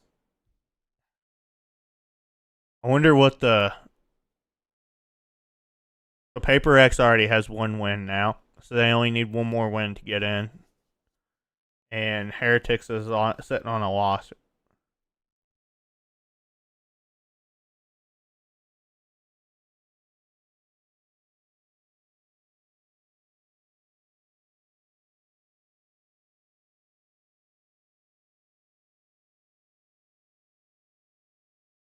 So it looks like they already moved up the time of the next match. Starts at 2 p.m.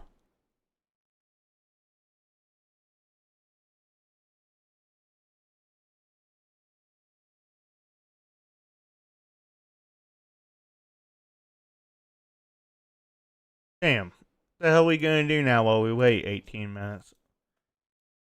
Hang on, I think I got to log in real quick.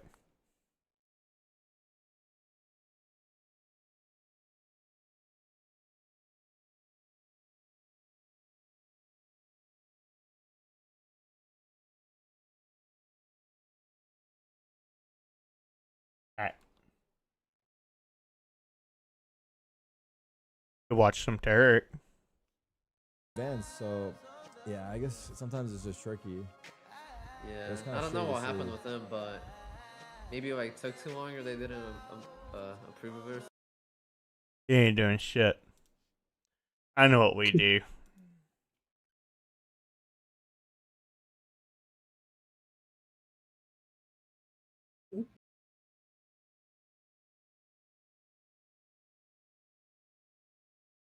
We do the Wordle.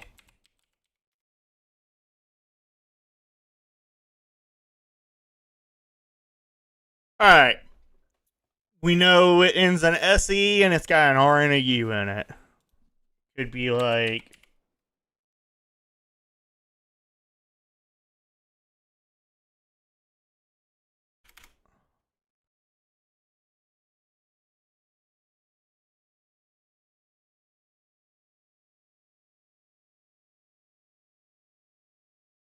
Wait.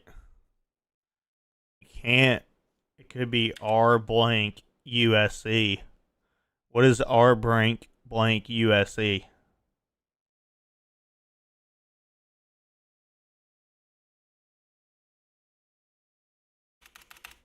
Nope.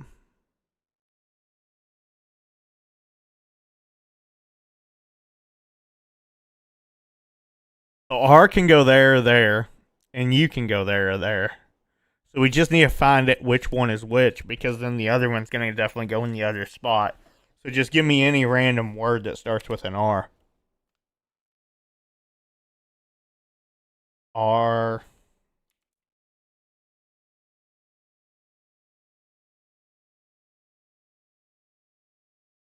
Do that. Alright. So it starts with an R. Blank USE. R blank USE. Which is exactly what we was thinking. Or WUSE? Nope. Or DUSE? Nope. Or QUSE? Nope. Or FUSE? RUSE. Reuse. REUSE? Ah, you got it.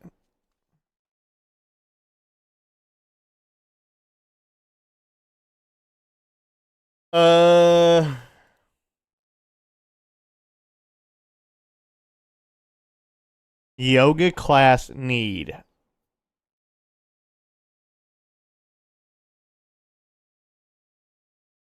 Lot rotated 90 degrees. What?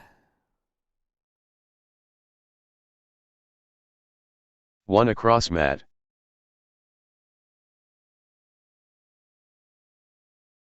That is shocking. Blank you the one. Egg cells. Wait.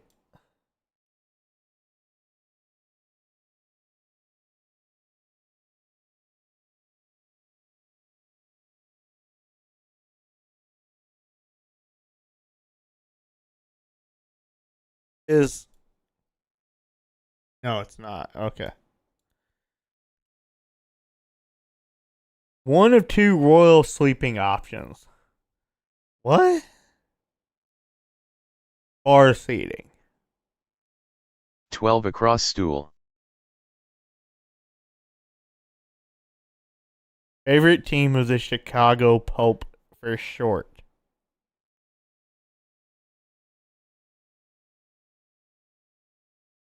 What? Slices of life. I don't know any of these. Like Olympic gymnast Raise Man.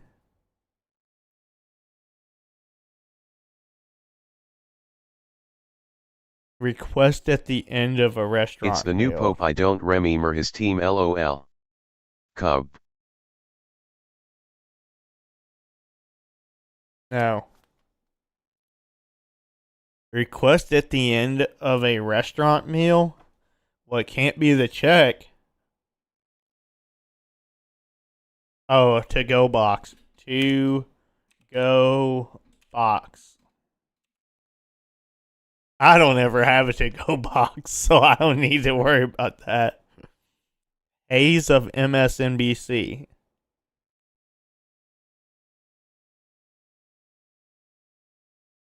Medium for Melville or McCarthy. Wood used for wine barrels.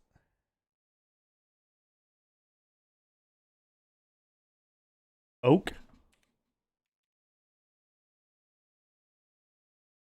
June honorary. Oak. 8 down. Oh, okay. Icky stuff. Come.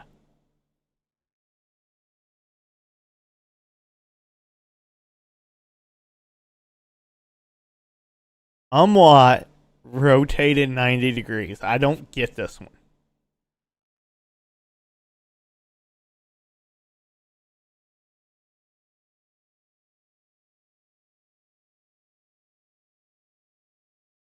Oh no. Oh no. I was just curious if this right here is like, yeah, so it's like, oh my god. Oh, wait. Oh, how do you spell oh my? What is this though? Oh, I'm so stupid. Oh my god, lol. That was smart.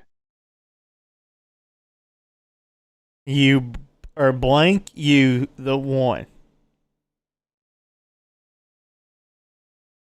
A reality show. R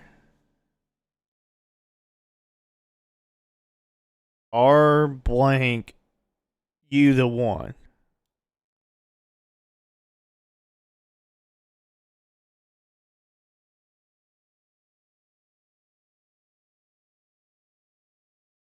What?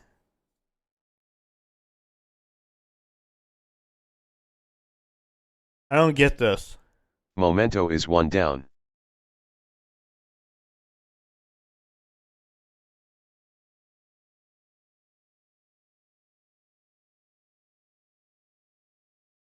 Well, what's it end with? Memento. It don't. Momentum. I don't know.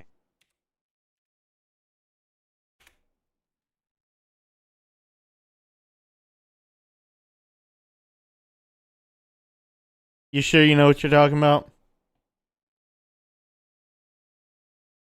Oh, wait. King Bed. S. Moments. Memento, you dumb motherfucker. Favorite team of the Chicago Pope, for short. Sex. Socks. 13 across. I don't know why I put sex there. Egg cells. Oh, wait. Are you the one? I'm so stupid. Egg cells. Yeah, I don't know that. I don't know that. What's 4 down?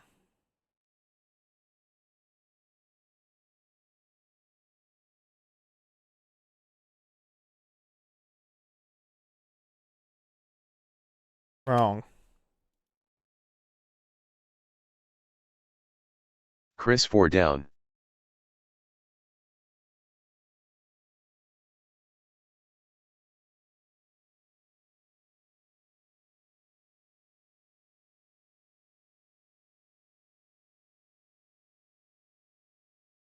June honorary?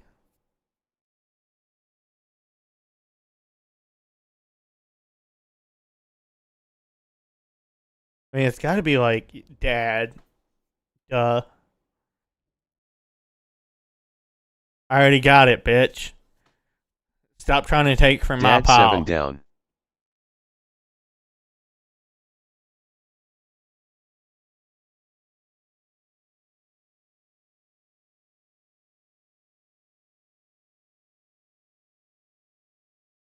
Model 5 down. Wrong. Olympic gymnast Ray Smith.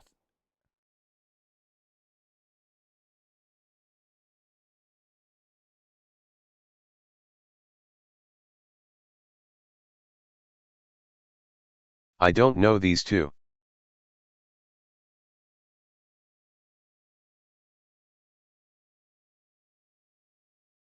Don't worry, Daddy does. So what is this one? Nobel. You fucking suck, dude.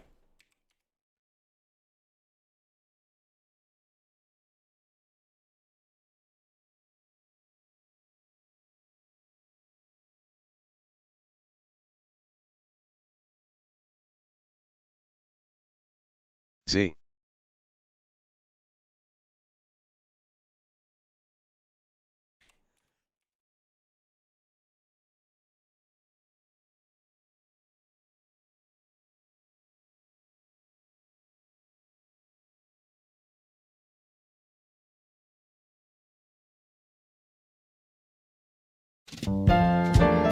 Like, it's gonna be one of the 26 letters in the alphabet. Oh. There's only so many. LMAO. There's only so many we can guess. Oh wait, actually, OVA. Ovaries, egg cells. Yeah, we probably should have guessed that. Where are we at? Wait, why am I watching the ceremonial weigh-ins? What the hell just happened? What happened?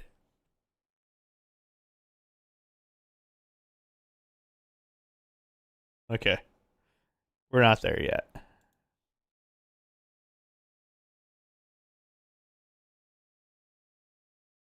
Alright, I'm back. Oh, do we have more to do? Good, but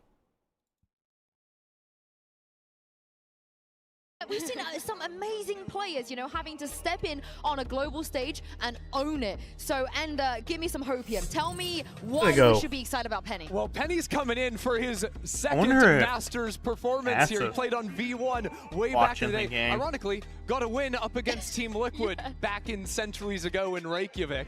But he's been playing in Tier 2 in North America, right? The YFP has been looking solid. Must be nice. Sorry, I had to. True, actually. Effie's made it. It's iconic, but honestly, he is a very solid player, and we even had him and the rest of the guys jump in for Furia back during kickoff when Furia couldn't field a roster in Americas. Penny comes in, wins his game, and dips out. He is the super sub. You're saying it. Yeah, and very quickly, while we look at this agent pool, I kind of wanted to bring Serial into this conversation because when Serial joined Team Liquid, there were questions about what the heck is he gonna play? Because him and Nats have identical agent pools. Yeah. Serial, he plays Cypher, he plays Viper, he couldn't do any of that. But Mel, maybe now with Penny in the mix, that kind of, you know, the role isn't going to be as outrageous as it looks from the outside. I genuinely wish I could even think about what the roles are going to look like because I have no clue. I haven't really ever had an opportunity to say that someone is a secondary sentinel on a team. Yeah. Like, that is how much Serial and Nat's agent pools overlap.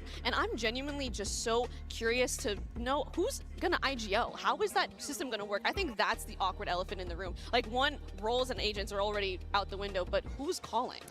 Patty seems like the obvious choice, right? That's out of all of the other players. He's a very vocal player. We've seen him on Team Heretics. When he was subbing, he was still extremely vocal, which is hard to do as someone who's a sub. Yeah. And I think that is the most obvious choice. But I know Penny is someone that is very high game IQ when it comes to the game. So I'm interested to see what's going to happen. There's a very real world where it's just a little bit of everyone, to be honest. Mm-hmm. Do you reckon Effie's has taught Penny all he knows at this point when it comes to maybe IGL? I'll let Effie speak for that. I'll let Effie speak. I think it's the other way around. Penny probably taught Effie's everything he knows.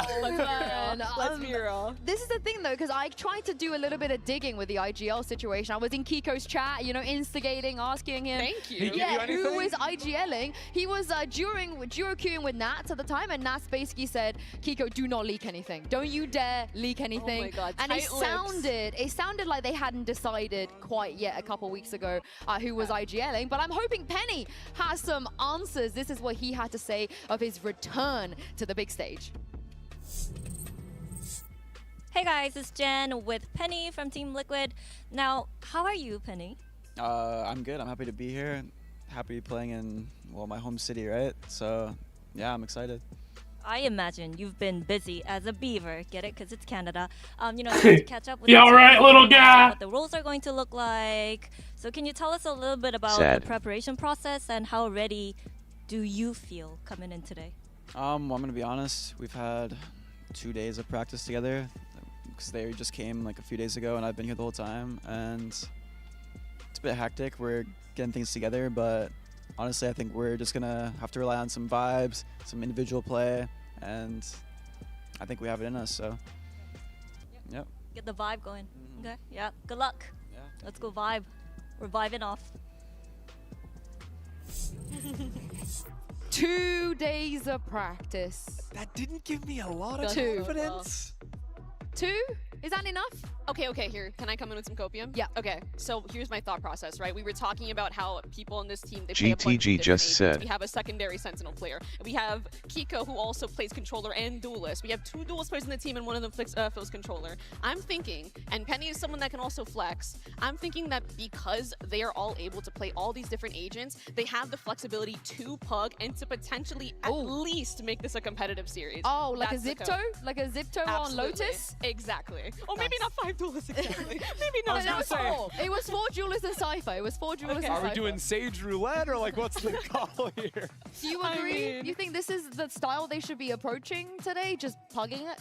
I mean, to a certain extent, you almost have to with that little practice. I think it will be like probably a little bit more calm than that, but you're not coming in with like a huge playbook, right? Like Penny is slotting in here. You don't have like a ton that you can dip into in terms of your history, but honestly, that might suit them. You know, I think Team Liquid already as a team like to take a lot of like aggressive fights, even on the defensive side, just sort of group up 3 players, walk forward and see what they can find. So it might not be that far from home if they just choose to play a more aggressive style. For me, it's a little bit about the rookies as well. You know, we have some players on the side of Bilibili. They've never been to a global event before. And on this Liquid roster, Serial, it will be his first time. It took him a while in EMEA to warm up. You know, there was a couple of maps here and there where he was a little bit shaky. You can feel he was maybe nervous. He even talked about it. At playoffs, he was a little bit nervous. And usually you have Nats there. You have Nats there to be your anchor to kind of pick you up. So I do wonder, Ender today, maybe Penny could be the one to keep them grounded. See, I was going to say, it kind of goes 2 directions, because on the one hand, everyone, all the core members of the roster have to be the one that's making it comfortable for Penny, you know, sort of like enabling him, like asking what you want to do. But at the same time, Penny does have a level of experience coming in, playing on a master stage previously. So I do think that with just his longevity in the scene, he's one of the better people you could find to just slot in for a game like this. And I think, too, a big part of it is the fact that I think Penny has been competing in challengers a majority of this time, and I think that shows grit. And this is a moment where you need grit. You got to bite down hard, and you need to push forward. And I think if you're going to pick anyone, it's a guy that's been grinding it out in challengers this whole time. After making it to Masters Toronto, he didn't get a big ego about it and quit and throw in the towel after not making it. He's been playing this whole time. Yeah, so I can see a lot of perseverance and a potential for, I mean, maybe something can happen. Maybe I'm so big. The super subs have had a good record so far. I was just going to say, too, that like the challengers like schedule is legit, too. Like you play a lot of games. There's like third-party tournaments as well. Like he might have actually played more games than some of the people on stage this year, with just like the amount you're cracking in Tier 2. And I'm kind of talking myself into, I know I predicted Bilibili, but now we're having this conversation. I'm kind of convincing myself purely because you spoke about, you know, the comps, the agent choices. Liquid have been just cheesing their way throughout EMEA, you know, with the double senties they've been playing. We've heard other players, Mel, talk about how this is super annoying to deal with and you need a lot of counter strat as well. So they could just do this on the global stage. I wonder, too, if it'll even throw off Bilibili more if they come to the global stage and they don't exactly stick to the script. And I think that leaning into the pugginess and like the lack of a playbook, I think will actually help Team Liquid in this regard in terms of getting more cheese. Yes. When I was looking at this matchup initially, before knowing about Nats and, you know, questions around You didn't know about Nats before this game? No, way back when I was looking at the matchup stylistic. Come on. Yeah. Sorry, Nats, I wasn't familiar with their game. Yeah. I don't know. I was like, I don't know. Sorry, carry on. Just a bad place. Yeah. No, honestly, I think like stylistically, Team Liquid should be favored in this matchup. Like I think the double Sentinels ideas, especially against a team like Bilibili that play such slow rounds consistently on their attacking side, like Bilibili would often domestically run into time trouble as well, ping-ponging between sites. So if TL stay to that style, I think it benefits them, but I'm not sure it actually suits the players with Penny coming in. Maybe this is a hot take, but I feel like it would be a mistake for Team Liquid to try and chase what they have with Nats. I think they need to find their own little nook with the sub and not try to go after what they have with their IGL when he's there, because he's just not there. And his impact, besides IGLing, but his lurking and his game IQ also isn't there. So we cannot rely on our old game plans and our old system, in my opinion. There's only one thing that makes me even more espresso depresso than Nats not being here, which is we're not getting Cats today. And Cats has been such a mainstay of Is that why you're wearing the ears? No, but I will say yes. Just well, I mean, we get Kiko, we get one half of Cats.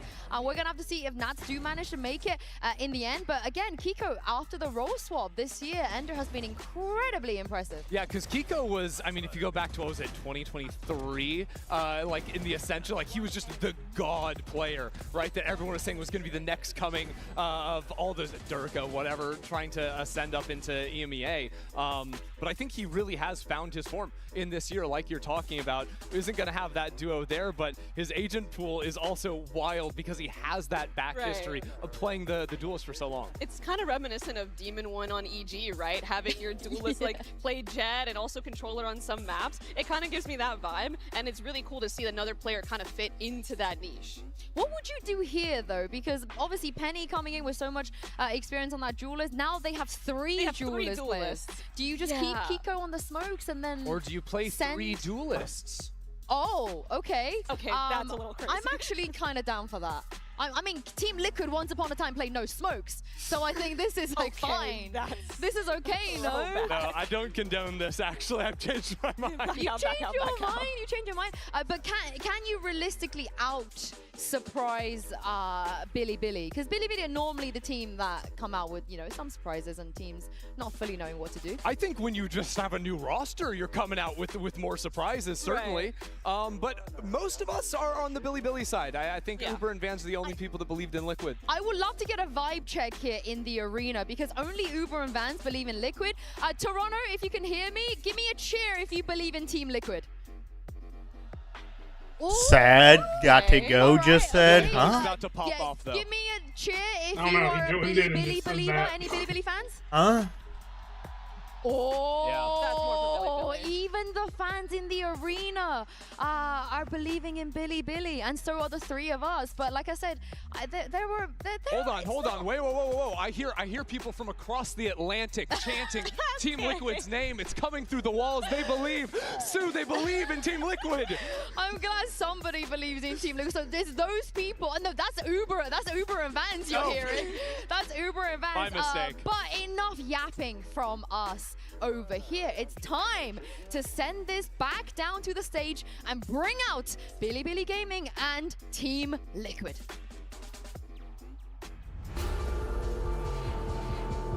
I wonder if Nats is only missing this game, right? I don't know.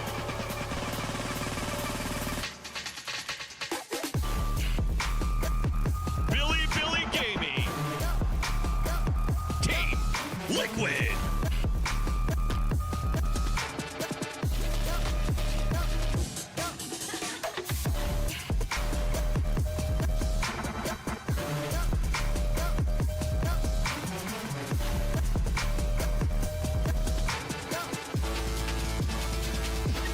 We have seen a lot of super subs over the last 5 years. Today, Penny makes his return to the global stage and see if he can do some damage with this Team Liquid roster. They've never played against each other before, which is very, very exciting. But as we mentioned, there is a map that, you know, EMEA have been very weak at this year. It is Pearl. I do wonder if Liquid are going to take it away and Mel. Thank God I do not have to get on a plane. I mean, should you just do the vetoes for every EMEA team? I feel like you just My have bad. an idea. You know exactly We should what's put going you in on. charge. I agree. Yeah, thank you. Honestly, thank you. But, I mean, this is ultimately Icebox, what we Haven, wanted to and see, right, Mel? Sunset. We don't want to see Liquid take risks.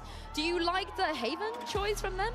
I do. I mean, I think I'm biased though because I just love Haven as a map. So Fair. the fact it's even getting played at all just makes me excited. Yeah, I mean, I like the way Team Liquid play on Haven. I think they're very ready for reclears that come into them. They play a very aggressive style on the defense side as well. You're going to see them walking out into mid space, checking that forward space over towards A as well. So Bilibili Gaming are going to have to be on their toes versus that. Yeah, and Sunset got floated. We might actually be able to see Sunset on day one of Masters. I love B main post plants. Let's go. I definitely do. +1 to that. I'm so excited. I actually can't keep a smile off my face right now. Seeing Penny here on the Masters Toronto stage. Last time we saw him was actually Reykjavik, and here he is playing against Bilibili. Could I make you a little bit more excited with the possibility Yeah, I could be convinced. of either a double Harbor, like both teams running Harbor on Icebox, or a Waylay, a cheeky Waylay could also be thrown in there. Okay, I don't know if I can get on board with the Waylay, but the double Harbor That's Harbor America's versus Harbor. that's America's bread and butter. But we know America's teams. It's I wonder who's IGLing in place of I'm Matt. ready for it. I'm ready for Yeah, it. they It's didn't good. reveal it while you was Honestly, gone, really so I like don't what know. it can do for you for either early control on the defensive side over mains, but also just like permanently stalling out once your Viper wall goes down, your Harbor wall goes back up. You can keep that cycle. It's a really solid pairing on that map. If they do that though, how does it? What does Penny play? So if Kiko plays Harbor, Serial plays, I guess either Killjoy or Viper. I guess you can put Penny on the Viper. There you go. I mean, Problem I suppose solved. you could. You could. Does Penny come in IGL? idea how they're going to I mean, that's what they were saying earlier. He's a very vocal player, but they don't know if they're going to throw him into the IGL role. Yeah, I think BLG is pretty locked in on this Icebox map. They play a lot of the basic double smokes, but Team Liquid is wide open in terms of the options you can do, because there's also so many different reads of Icebox right now. Like we just saw an Omen comp being played. Some teams still like Gecko, some like double smokes, some aren't running duelists. Like there's so many options. And I just want to remind everybody, this is where Bilibili managed to beat EDG on Icebox. This is where they shine. They managed to take that map win. It ended up snowballed into a serious win. And as we take a look at the live agent select, Penny is hovering the Reyna. The Kiko Harbor is locked in though already. We're just ready to go on that one. Oh, are we going to get Harbor and Waylay? Are we that lucky today? Surely not. Shout out to Bilibili for keeping things, you know, straightforward for us. they instantly locked.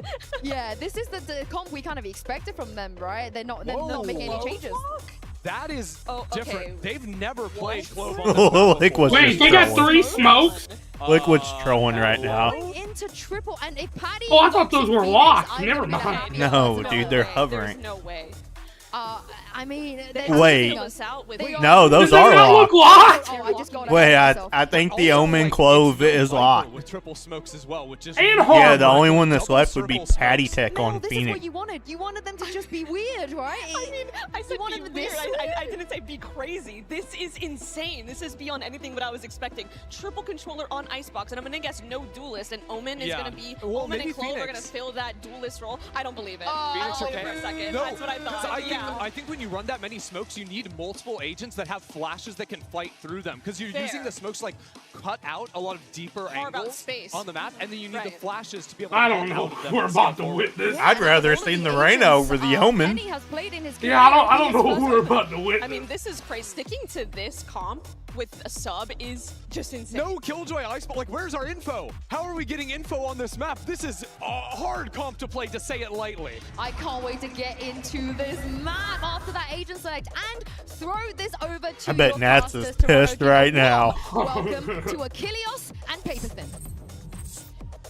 Hello, here we are, live in Toronto. I'm Achilles, that's Paper Thin, and we are going to be guiding you guys through what is looking It's to gonna be be a a shotgun match, very baby. chaotic map of Icebox, to say the least. We kind of already knew it was going to be the case, just given the two teams playing, given the Nats is not here, but the comp swap, I have no clue what's about to happen. Me either. I mean, this is very off-kilter. No duelist. It is going to be very reliant on positioning and timings. Making sure you're getting tons of value out of the Gecko and the KO is really what's going to be important here for Liquid. But I will say this, coming into this tournament, when I'm watching BLG, I think they're a very stock standard team. They're going to play, you know, by the book Valor. Coach Bile is a very, you know, old school Korean style coach, and he's going to come in there and he's going to want to play good post plants, good setups, good info. This is one of the things that I was worried about for BLG in this event, is when you got chaos thrown at you, what are you going to be able to do against it? Let us find out. Barriers are dropped. Quick little orb take here. Is 0 Point going to get a decent amount of information? I believe 3 players going to be noted by that. Liquid able to identify the stack. Spike at the same time slowly being ushered across towards... Guess he got a nice brush in Alarmbot today. is in position. Did he? Actually brushed the shit out of him. Create a lot. Did he enjoy it? Or? Of course he didn't enjoy it. Which direction Yeah, I was about to they say. can throw smokes everywhere on the map. They've got a bunch of different util to use with the initiators to sell fakes. This could be really tricky, but so far, BLG just holding the line behind their high tide, just waiting this out. YZ right at the ready. Attempted a little bit of an audio bait there from Camo as the swing gets ready to come through. Patatek already cleared out. Now Camo going to be taken down. That spike immediately is going to be pivoted back towards B. No. Cuts across through mid. Like the approach here under tube. Levius in position though, striking. Penny gonna be down on the floor. Serial dead. Kiko able to fight back for one, but needs a hell of a lot more. And those are some snapping shots. Oh my! Damn, he almost did it. I thought he was about to do it. Okay, damn near gets the ace clutch, but won't be able to squeak it out in the end. It's gonna be Bilibili taking the pistol. He has been just electric in EMEA this year, and almost pulls off the miracle. BLG gets a good read early there. Ready to spring the trap right off the back of their own high tide. That one caught Team Liquid just enough off guard, but the response there almost got it done. And that's almost like feels like a win in that round, like for Team Liquid. You really don't quite get it. Coaching staff there, Lohan, thought maybe. Oh, so close. Took a second to realize, but yeah, that's going to be a damn good effort, and also fast tracking that ultimate. So I think it'll be online very quickly. YZ able to find Patty Tech. Sheriff besting the classic. Neff for the moment alone gets a little bit of reinforcements from Levius as Team Liquid gonna look to see what they can get done here on the side. Penny TPing up above. Levius about to swing in, identifies it. Isn't able to save his teammate. Does end up getting taken down, but not before he's able to find two. Headshot does connect, but Camo can't confirm the kill. Let's see if Kiko's got a bit more of that left in the tank. Just 3 targets to try to get through this time. Could get the Reckoning off a kill. I don't know if he'll find an opportunity to use it. Push coming through. There's the headshot. Ult is online. Bulldog recovered, but why is he down below? We'll be able to drag Bilibili over the line here in round 2. Closing out the anti-eco, but not without cost. No, it isn't looking the cleanest there for Bilibili in some of these late game scenarios. Losing some players when maybe they don't need to, but it's aggressiveness. Again, these extra layers of smokes. Andy, do you even know why NASA isn't playing? Up high low. I just assumed it was like a visa or something. Really off balance. And then of course, exactly Kiko why. is just lightning right now. Has the Reckoning already for this round, and it's a big stack over towards B for Bilibili. Just leaving Levius all on his own on A with the Killjoy util. I wouldn't be too surprised if this is a read to kind of just dodge the Reckoning, play for retake, see what you can get done beyond that. Plenty of noise being made here by Team Liquid, stomping their way forward. I suggest you move. Maneuvers starting to come out here from Bilibili as they look to try to get into position here. Push forward past Garage. Site, however, wide open. Levius leaving it for the taking. Waits out the Reckoning. Spike now going to be planted. They're going to be coming from a lot of different angles. What am I doing? Bilibili, very patient, very diligent team.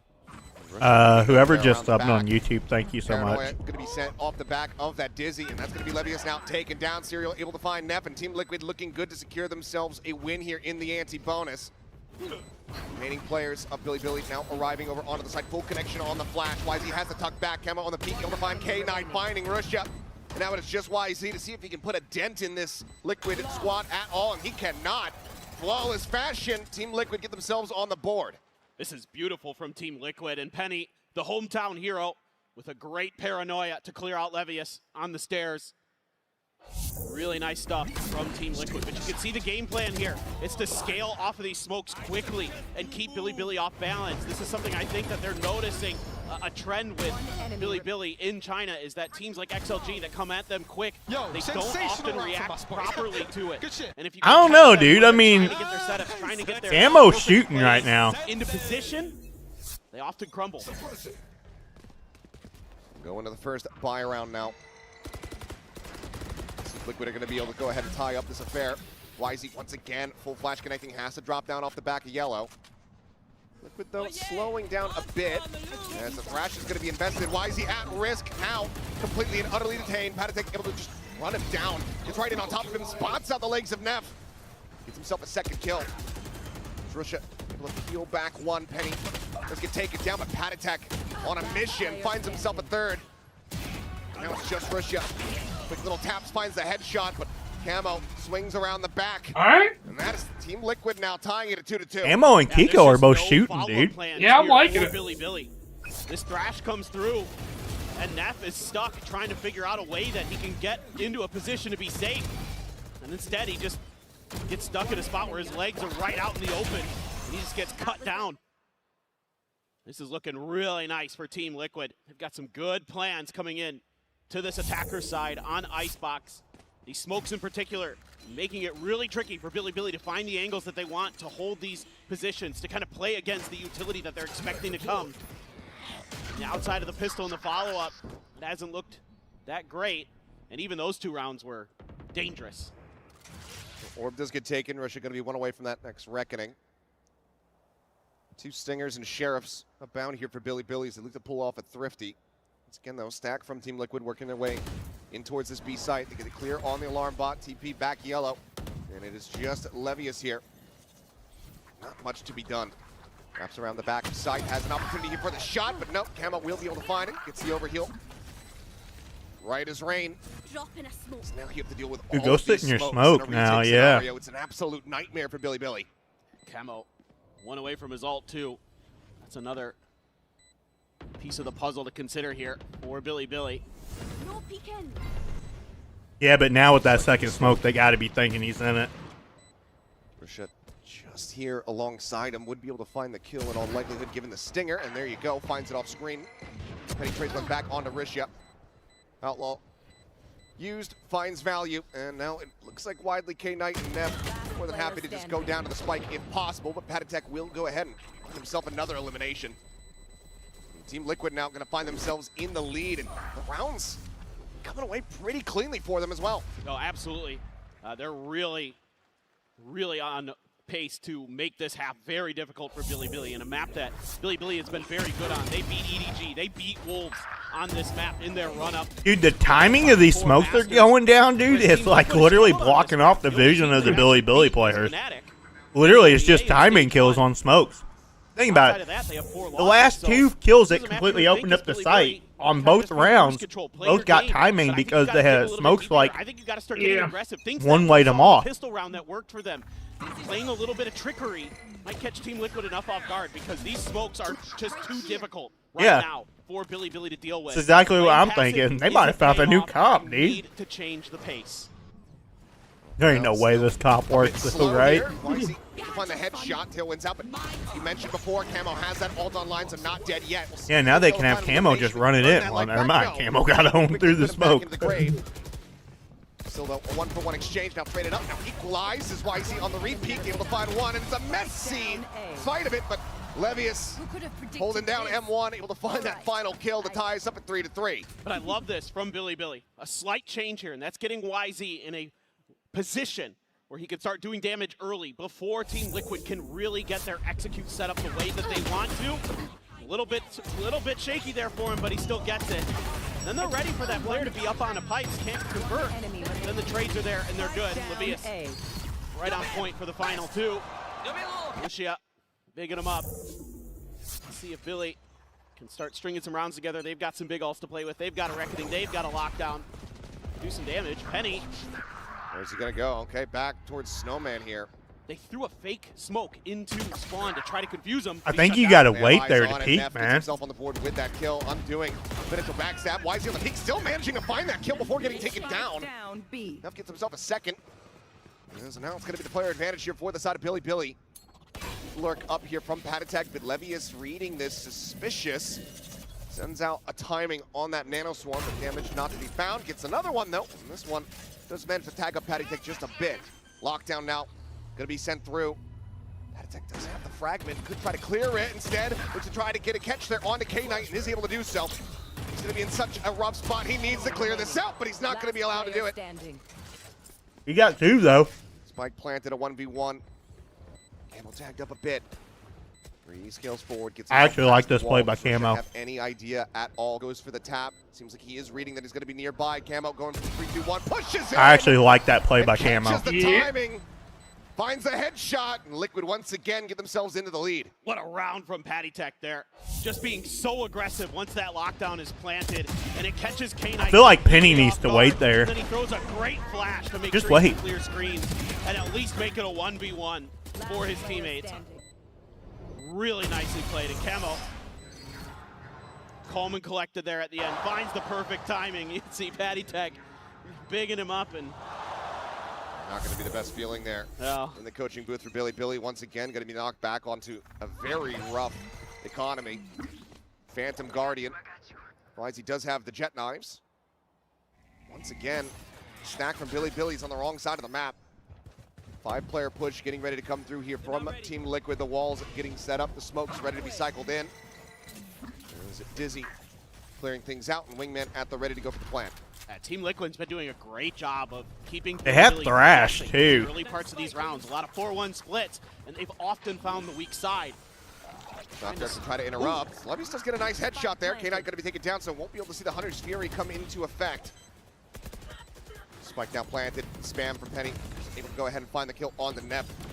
Decay onto Wise. He puts him down to 10. Has to wait this out, and that's going to be precious seconds lost now as they try to go for the retake. The wall falling. Camo collecting. As they'll make it a little bit close. Good job, Liquid. Damage in, but the coffers are still there, full for the side of Team Liquid. Plenty of cash. I was not expecting this count to be as good looking as it is. Stall, and buy extra time, and make Bilibili feel that pressure. And finally, timeout is going to come through. 5-3. All right, I'll be right back on this TO. He gets the shot next with the Outlaw. YZ shut right down there. One enemy remaining. Flash had come through just before. They're just their timings are so good right now. Damn clean. That's one of the things that Bilibili is lacking with his composition, is those flashes. Yes, they can set up walls themselves. They have the Viper, they have the Harbor, but they don't have anything to send through it to try to enable these peaks from YZ. When he's trying to play that wall to retake space over at Yellow, there's no real way to guarantee any kind of safety. No, that's really true, and that's why I need to see them be more aggressive. They need to get ahead of the curve. Why is dude wearing a because if mask? you're playing behind those smokes, that's advantage Team Liquid. That's where Team Liquid can throw. Like there's only one person near him. Or the flash util. He's wearing All a that mask. stuff can come through, and you're just left stunned behind him. So Yeah, yeah, it's your own I'd dude. like to see Bilibili take more map control. Get a little bit aggressive Is he towards sick? mid. Do things like that to open the map up for yourselves, so you can then keep Team Liquid guessing. Because they don't have a lot of ability to control their flanks. There's no Sentinel here on the side of Team Liquid, so you've got to find ways to exploit the weaknesses of Team Liquid's comp. Back in we go. We'll see. The words from the coaching staff is going to be enough to spur Bilibili on to running this back a bit. And it are starting on the defending side, which is typically going to be the weaker one here for Icebox, but given that it's your map pick, given that Team Liquid has only had 2 days of prep with Penny, you certainly should be expecting some cleaner results here for Bilibili. Wall sent out over towards B, a bit of a fake there. There's a 4-player push, works their way up in towards A, and they actually get a minor little rotation here from K-Knight, who realizes that they completely left mid wide open. But I like what I'm seeing. I like what I'm seeing here from Bilibili, getting aggressive early towards B main. This might catch Team Liquid a little bit off guard. Kiko finally turning. Turns back, and he's going to have the jump, and it's a 1-2 tap. Rusha YZ knocked out of the park to push forward into the smoke, and Levy is dead to rights. Camo perfectly poised, and now it's just Neff and K-Knight. With not much left to be done. There's the spot out, but Neff somehow comes away taking the brunt of the damage here. The call to save is going to have to be made. Just so well read.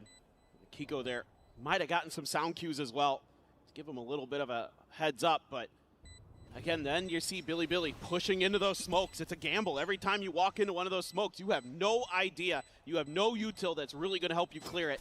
Ain't got no So more, you're just bro. flipping a coin, hoping somebody's not in there waiting for you. Ate it all.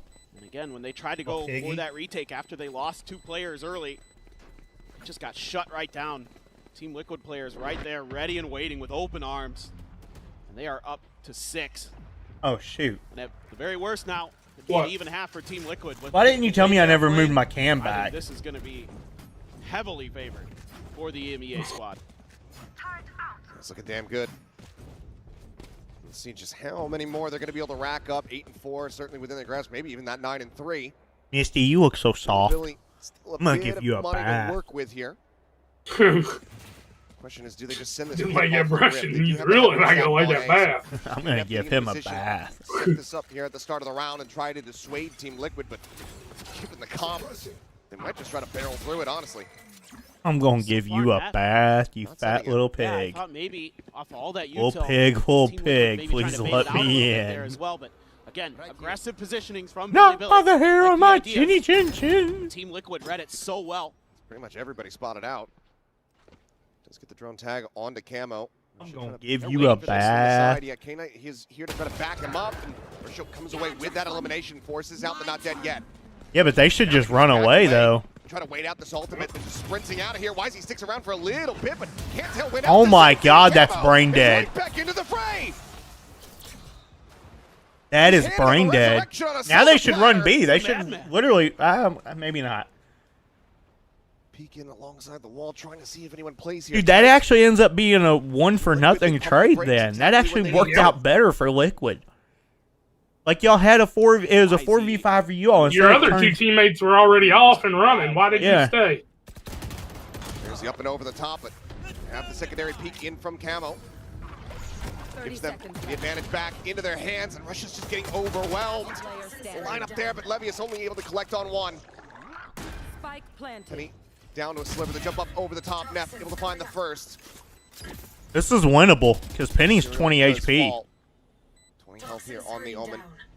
Kiko unscathed so far, and they're just going to look to try to double stack here. Got this backside position now separating a bit. He's up and over the top. He's just got no idea. Kiko will collect it. Dude, that Omen TP was actually so good out of Penny because it made him look left. Yeah, he had no idea. You saw how quick he looked left off the sound cue because he thought he might have tried to. He thought that he TP'd top screens here because you saw how quick he looked left. Up on the Raptors, but 30 seconds left. That's a mistake. Like, watch this on the sound cue if they show it again. You see how quick he looks left off the Omen TP? The sound cue made him look left. As good as YZ can be, sometimes he does have rough ones. The last time we saw Bilibili on the international stage was against Crew Champs. He did not have the greatest series. He lost 0-2, and he was 27-37 in the kill to death column. So we need to see him pick it up. 2 more rounds to play here in the half. There's the pit, now finally going to be infested. Levius able to find one. Penny going to Wow, Levius is 2 HP though. Damage down to 2 HP here is the Killjoy. And that's only Penny that died. Attack. Just spraying through, catches a stray, and Russia gets taken down.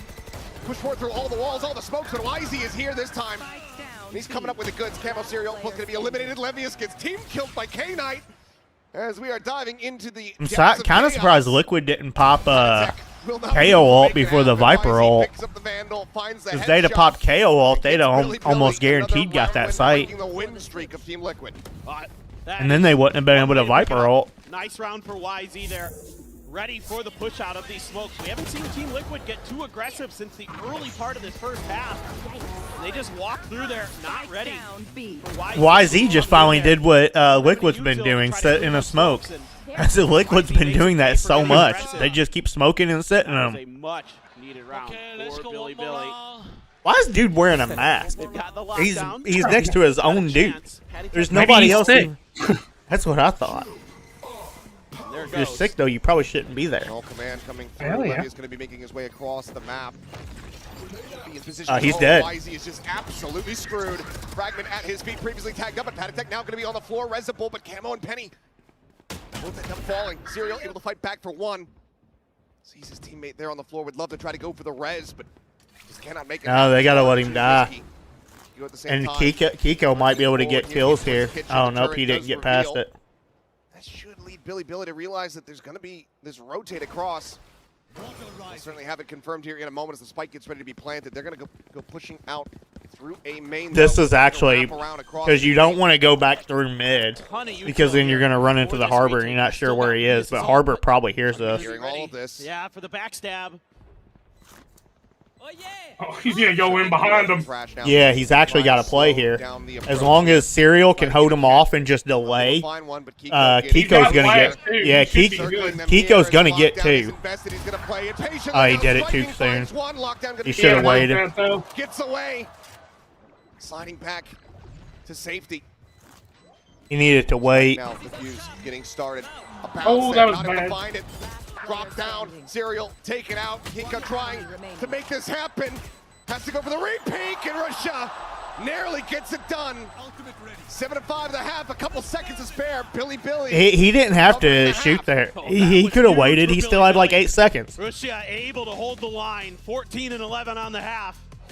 Kiko just needs to play a little bit more patient there. Dangerously close. He handied himself, and Handy's sitting there trying to just. We'll see who's going to be able to take this up. Huh? He had to. No, he didn't. That wasn't me saying that. That was the announcer.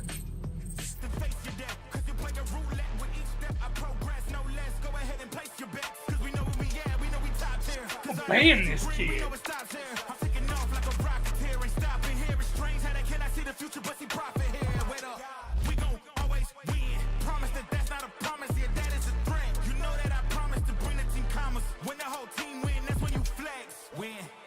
And I'ma do it again. Watch me win. Then watch me do it again.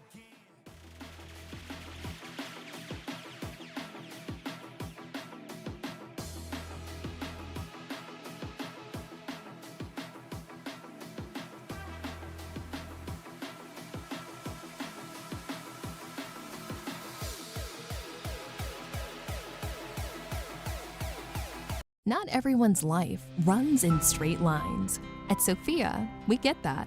Our flexible, affordable, self-paced college-level courses help thousands of people just like you complete their degrees for only $99 a month.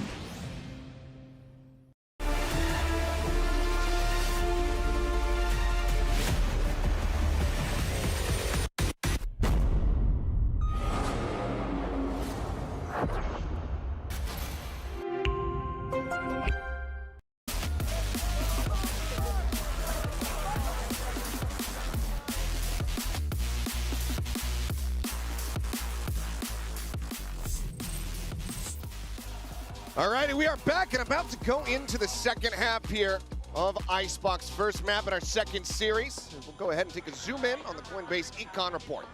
Yeah, so this is a stat, guys, that's going to give you an idea of how the team is doing with the money they're spending. So basically, you take your damage done, you divide it by the amount of credits you spent, you get an econ rating. There is a minimum floor on it. I think it's like 1,000, but regardless, it's all about, you know, how much value you're actually getting out of the money you're spending. So like you saw earlier with PRX, like with something, he invests in the op, his econ dropped because he wasn't able to find a ton of value out of it. Right. But if you're able to, you know, get these purchases coming through and you're getting a lot of damage done, you're going to get a higher econ score. Yeah, I think an easier way as well is just if you're trending towards 100, that's good. Yeah. That's kind of going to be the benchmark. That's where you really want to aim for. It's like, you know, 10 CS permitted in the league, that kind of thing. Get yourself up to 100 econ, you're getting good use out of your weapons. But enough about that. It's now time to go into this second half.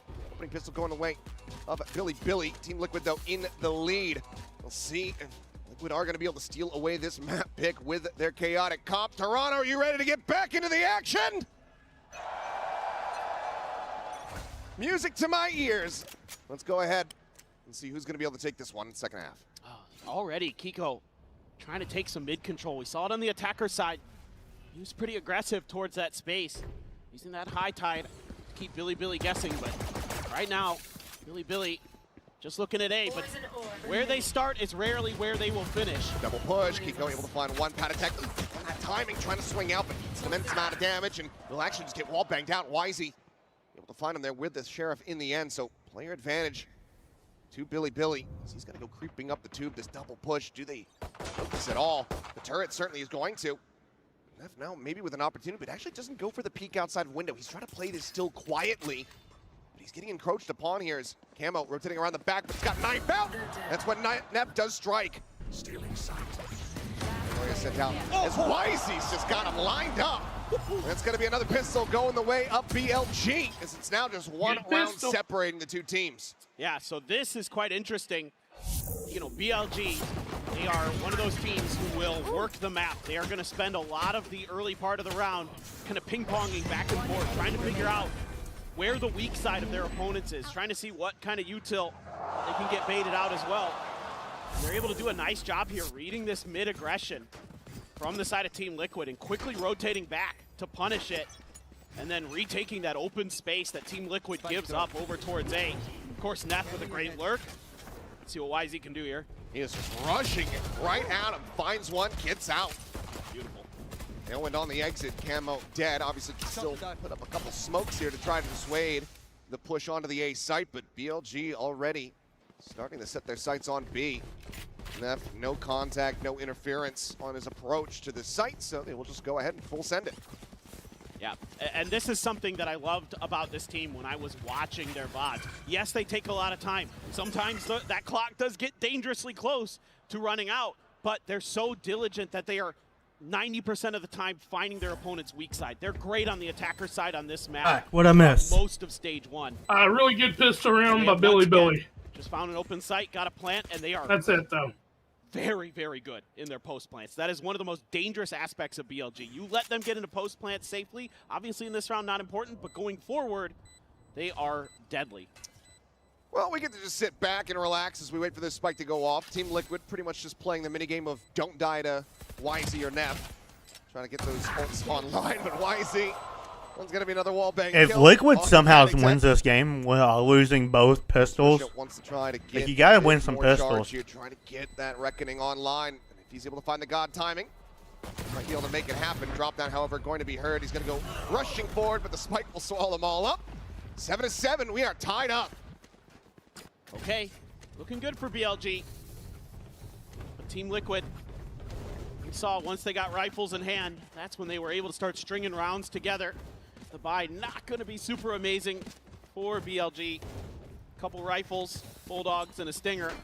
And his mama's super amazing. Liquid spreading out the map a little bit. We got Patty Tech camo on A, Serial in mid, and 2 smokes over on B. Just really trying to get a read on the Bilibili. You know what sucks though? Bit of early pace there. You're not getting any closer to that 1 million views. Overstepping. A lot of this is going to come down to net. Yep. Because the only views we're getting today is from this stream. Corner of the wall. Poison Orb now going to be sent up. Serial not spotting out anything here. The swing in. There's a spot, and Serial will be able to find the headshot. Stay inside. Taken care of. Paranoia now going across. Risha Spike down. on the floor as well. 2-player advantage now for the side of Team Liquid. The Spike's position confirmed. Team Liquid once again looking good to close out this anti-bonus. Take some real heroics for BLG to try to drag this round back in. For sure. They're going to try to go towards the other side of the map. Maybe use K-Knight. He can sell it with a recon here. Why does he have 5 grand? What the hell? Not quite able to find it. Been a hell of a shot. Is Levius going to challenge them? He's just going to tuck in. And they're just going to send YZ out of his own. Look at BLG here, playing isolated. Just trying to find an open side, but got a little bit of a spot there on a Patty Tech. You're going to lose K-Knight. I head D team too. Everything falling to pieces there. It's going to be a flawless fashion. No damage dealt here to the side of Team Liquid, and that's if dude had a Vandal or even a Phantom, he gets that kill. Yes, now go in for the actual instead Bulldog 115. Being able to even get a lick of damage out. A rough look to them going into round 16. Man, another great Paranoia into a kill for Penny. One enemy Putting in some real value. And this is something BLG does from time to time when I was watching their VODs, is they like to spread the map, but they usually do it on ecos. They usually do it when they've got sheriffs in hands. This round, though, with losing a couple players early, oh boy, hold on. They might have a bit of a messy fight here. It's okay. Russia just has him lined up. Hiko and Camo. Standing ahead. Dead off the rip. What happened? Not sure either way. Russia goddamn lucky with it. YZ going for the push, looks for the transfer, and is able to oh my find god, 1 HP. Regen shield will reinforce him a bit, but yeah, but Patty Tech's just gotta say. All alone, gotta be wondering what in the hell happened outside of B. Never mind, he's going for it, and he's dead too. Kill, but there's the backstab. A 3K for YZ, 1 HP, no problem. We're tied up 8-8. Bilibili, not. Why doesn't Serial have his gun out there? That Liquid trying to push the pace. Oh, they lined up. He got camo through the smoke. He couldn't even see him. It was unreal, and YZ starting to come online. And this is a player. Whoever just subbed on YouTube, thank you. Team scrim Chinese teams quite a bit. Everybody says. Or at least I think these are YouTube. Maybe not. It says I only got 3 or 4. Everybody's like, this guy. Oh, Kick's on an error. We hate it. We hate Kick's it. always on an error. Well, that's going to be a timeout call now from Team Is this Liquid. Kick? Yeah, it was Kick. Coming to breaks, maybe looking. Okay, well, why don't you like say something? I just seen it. Prepared for this aggression that's been put on display from Bilibili. I'm kind of curious about this defender side for Team Liquid. With this unusual comp that they're bringing, we saw the ideas on the attacker side, able to really abuse those smokes to take positioning, use the flashes behind it, catch BLG off guard a bit. But here on this defender side, it's going to be a little bit tougher to do that because you kind of just know, like as BLG, you see those smokes and you're like, okay, they're there or they're not. We can either push it or we can just go in a different direction. And that kind of plays into BLG's hand because they want to work the map on you. They want to move. Yeah, I love to hear that stuff. So as Team Liquid, I think you've got some I questions. swear, I think I'm gonna look up the loudest screeching sounds I can to just like start playing in your ears all the time. Because I'm seeing a lot of players going for some kind of crunch potentially. If you'd like, I'll just leave, dog. That was literally my mom opening the door. I muted as quick as I could.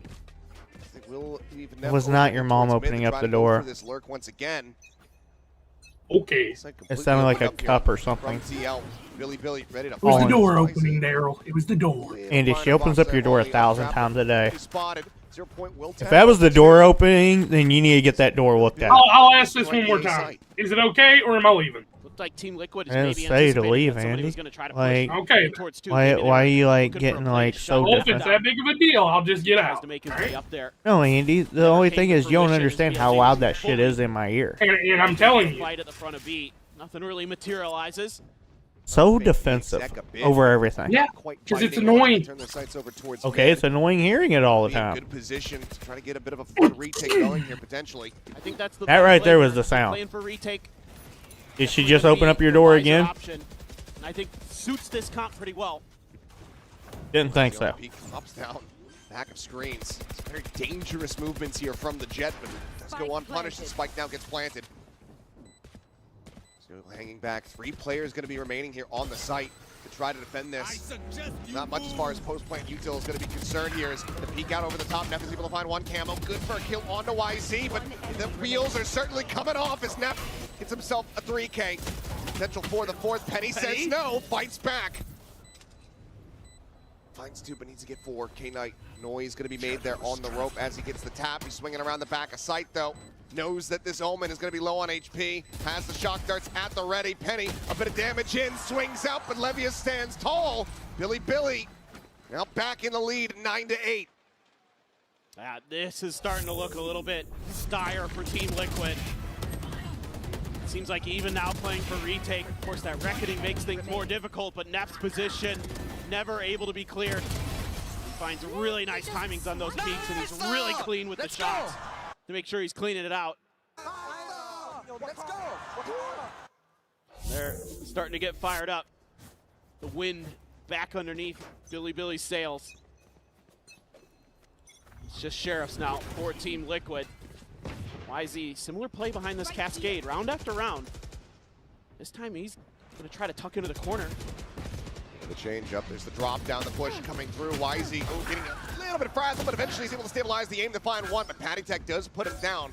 Trades it out. Question is, can the weapon be recovered? Looks like the answer is going to be no. Stranded a bit too far forward. There's Camo still cycling these smokes in. Remaining useful from beyond the grave, but yeah, as you say, Serial tucked in here at the bottom of Tube. Here's the footsteps.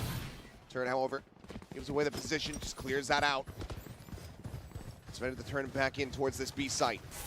Standing ahead. Yeah, just Penny over there right now towards B. Smoke should come through. Give BLG the opportunity to get this going, but being delayed. Gonna use the mosh. Slow things down. Well, cleared out. They don't have that for the post plan anymore, and it seems like widely they're fully dissuaded. Realizing they just don't really have any real control here. They're gonna have to wait, cycle up some more of these walls. Serial getting ever closer. Spike planted. Go up and over the top, gonna be looking for that peak there. Serial gonna be taken down though. K-Knight finding one, a little bit of damage out. BLG, superior weaponry. Line up their shots, just the one casualty as they now get up to double digits. Yeah, this is a really nice hold from BLG in the post plant. Had to wait things out a little bit longer than they would have liked, but they got a lot of that utility out of the way early. Penny throws a paranoia. They try to push off the back of that, but again, oh my god, K-Knight. Just fully blinded by the Gecko flash. Didn't matter. But their post plant positioning so good. It's been a hallmark of this BLG team this year. They are a very fundamentally sound team. Foundations are strong for BLG, but they've got to find another level. They want to start getting deeper into events. Range up though. Draft top 2 play here for the side of BLG, trying to catch somebody off guard. Serial does manage to slide away and keep himself safe. Well, Neff, he's actually gotten underneath Boiler. Camo's dead. Attack does find the timing. Does get the catch, so Neff can take it down. That lurk no longer a concern here for Liquid, but ooh. Now, no command out. Trying to go for the suppresses. Spike does get planted. Butcher gonna be taking down the push out of the wall there. YZ able to collect one. Drops down. He's point blank alongside this one. He's still finding more. Penny taken down. Levius in range. It's a spray and pray kill on the Patty Tech. And the cleanup is swift. They gotta shut him down way quicker than that. Man is seemingly catching Team Liquid off guard. Bilibili now a massive win streak here on the attacking side. 2 rounds away from taking this. Yeah, it's so fun to watch YZ play because he knows that the rest of his team has got his back. They can hold the line, they can hold the angles, and he can be creative. He can open up some opportunities that you normally wouldn't expect with a team that plays structured like they do. And Neff, they're starting to get pumped. Ruchia's in it too. They're going crazy. They found their groove. Liquid try to change the tempo here a bit. Second timeout call. Try to right the ship 3 rounds. It is recoverable. They're gonna have a bye coming through. Still a bit rough around the edges though. Well, now you're starting to see some of the problems that the analyst desk was talking about before we got into this map with the inability to get info sometimes. You have the Gecko to give you a little bit, but you don't have anything else beyond that.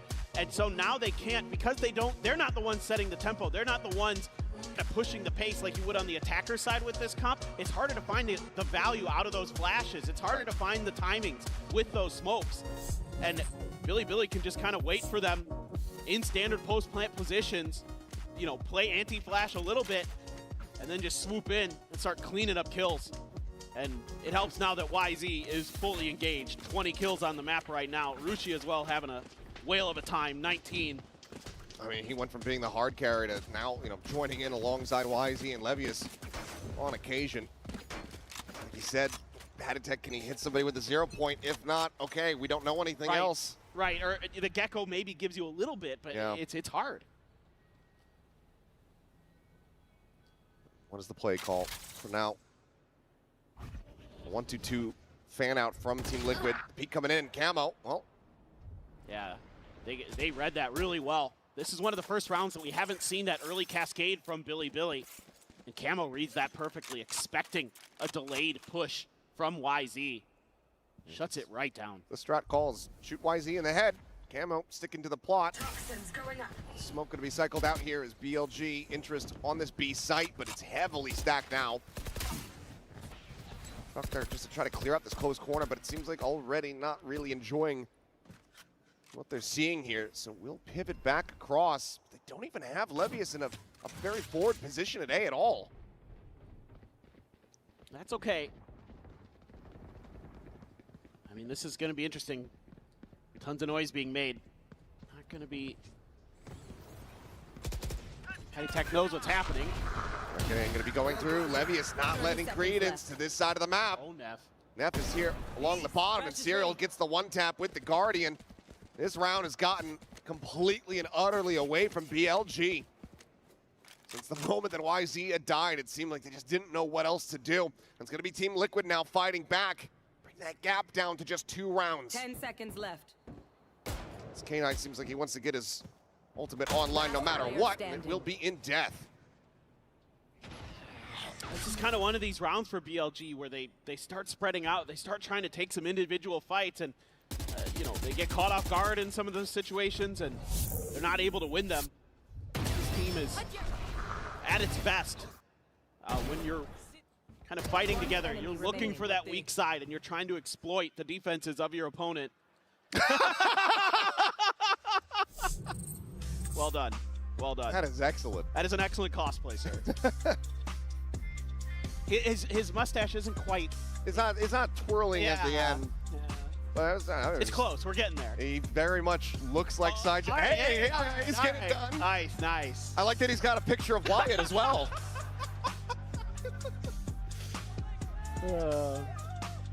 You guys have been awesome. I mean, it's great to see the turnout already just here on day one. We're here for a couple weeks. It's going to be a hell of a tournament. You guys having a good time so far? Yeah. That is what we like to hear. We'll see, though. That's how much more of this icebox we get. We get ready to come out of this timeout. 2 rounds away here. Our Bilibili. And if you want to ride Gun Buddy, make sure you get into Mitch Band's DMs. Yep. He's got the hookup. He's got plenty. He's got plenty to go around. Well, here we go. Bilibili looking to get themselves up to match point here. Thrash on the opposite side as well as the Not Dead Yet. They themselves a pit for a post plant as well as a Hunter's Fury. She got tools as Team Liquid to clear the Viper ult. So I think actually this is kind of one of those weird rounds for BLG where you can't lean too heavily into that ult. You can't care about it too much. It's nice if you can get it there, but you don't want to invest a lot of resources inside of it because you've got to expect the Thrash and other things are coming. Here goes YZ. Another attempt here. As Mosh landing right there top of tube, and he's going to be out to the open, and Penny across the way on the B site is able to get the kill. Another solid shutdown here. Why is he just not spotting him whatsoever? That's a beautiful combo play. We've seen YZ try to get up on that too before, and there was a good answer for Team Liquid when he digs back into that well. And he wanted to get the punish, but the Cove was there. Have to protect it as now the pit is going to be there on the back end. Reckoning sent as well. Everything in the kitchen sink pretty much getting invested here for the side of BLG, just wanting to lock in that map point. Risha here alongside the push forward. Camo going to be taken down, instantly pops the ult, and Kiko's able to find one as the wingman is just going for the defuse.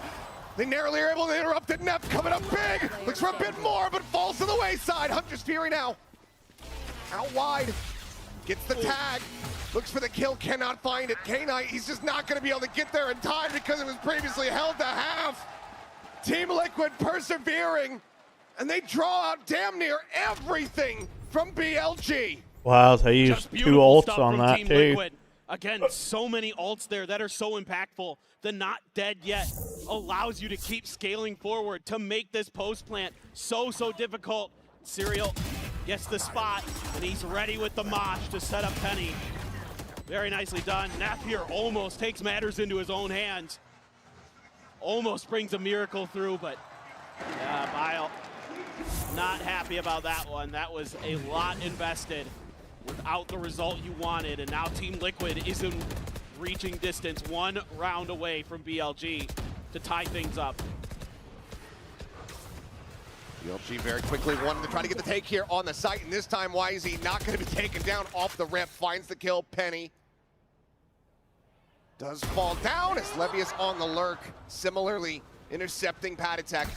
Yeah, it's a brain dead move by Patitech trying to walk down there. Here for Team Liquid. They can't really focus on trying to get a retake on the B site when they know that Levius is going to be in the back line. Serial, though, gets off of it, realizing that just doesn't have the time to try to flush out this KJ, and that bites him in the rear. BLG, a 5v2. I mean, they should just save the last 2. The peak, not spotting him out, and that means YZ is able to collect the kill onto Camo. Completely and utterly free. Flawless round. Damn, BLG, what am I, watching this by myself? 1 round away from taking Icebox. It's just so I think I am. hard for BLG to get YZ activated in these rounds, to get him that first kill. And then you're just opening things Guess I'll up just for watch by yourself myself. so nicely. Not only are you scaling into sight, you're opening up the map for Levius to lurk so that he can counter Patitech quickly in a spot we haven't seen Levius yet. He hasn't really been doing that quite yet. Do you have a lockdown? Do you have an operator for Camo and a couple Guardians? Yeah, big change up there. Operator has not been seen pretty much at all in this map. We'll go for it. Hits the shot.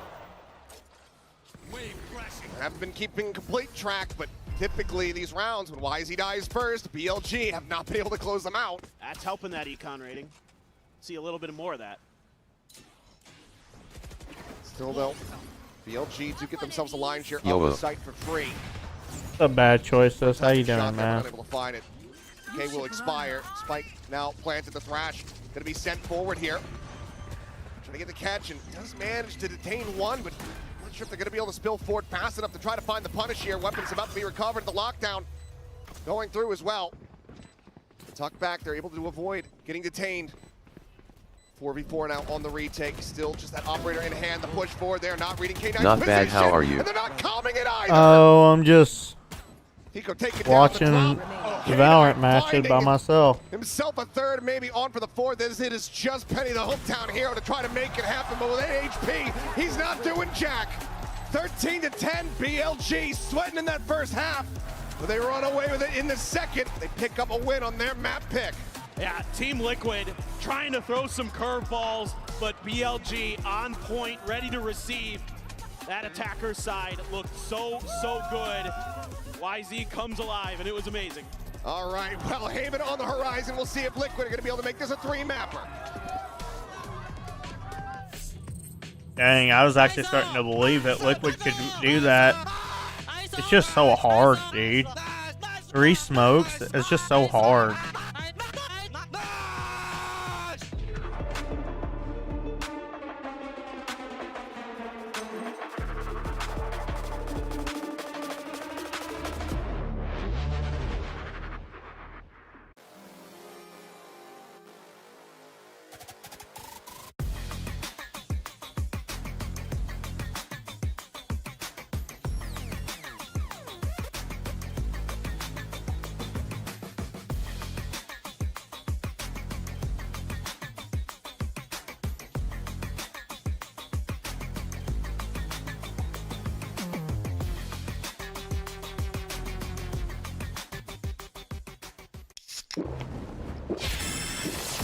Real talk though, why did they let them play up so far?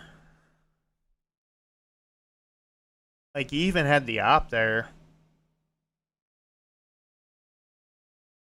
Oh well, what do you do?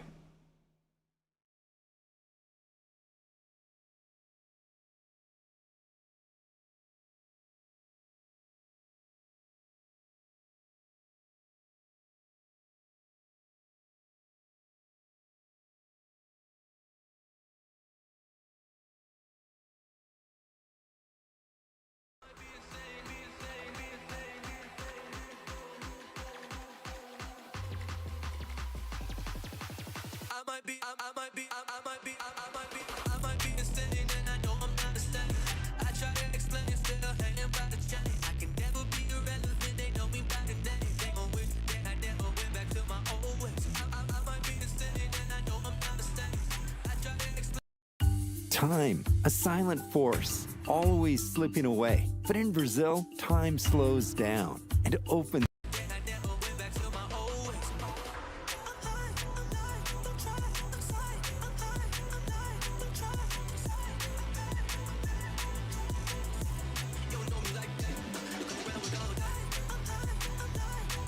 What do it have to say?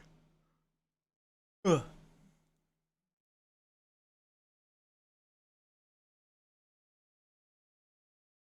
Yeah, I tell you what.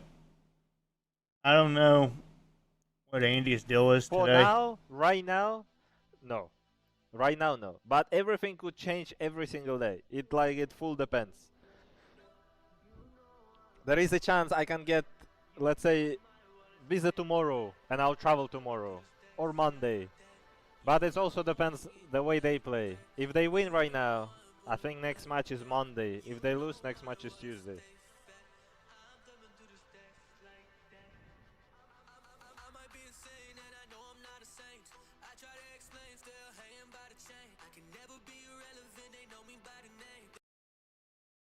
Damn. Basically, he's saying he's probably not going to be playing in the next match either.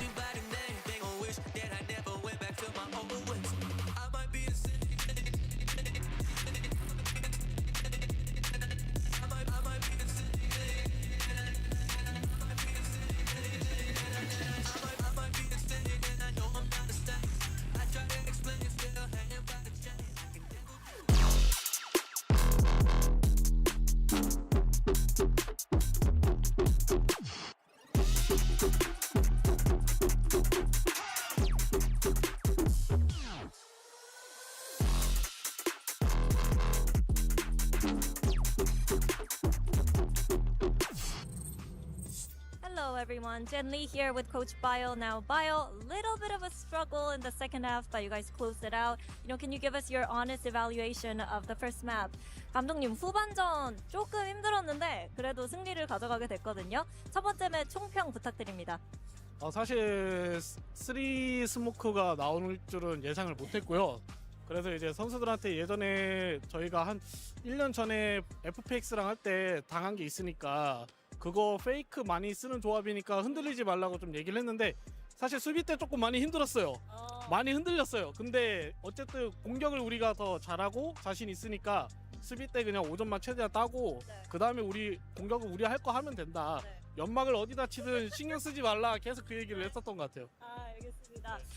Well, yeah, it was a little bit of struggle in the second half, and of course, looking at the triple smokes, I didn't think that Team Liquid was going to pull that out, but I told the guys on our team, I remember FPX comp about a year ago, the comp, it usually sells a lot of fakes, so don't fall for this fakes, and we were really confident with our attack, so you know what, defense was pretty hard, but I told them 5 is enough, just get 5 rounds, we're good to go, but yeah, it was definitely a hard game, tough game, but it was really good, and I told them, you know what, do not care about where they place the smokes, just, focus on the attack. Well, thank you very much, Bio.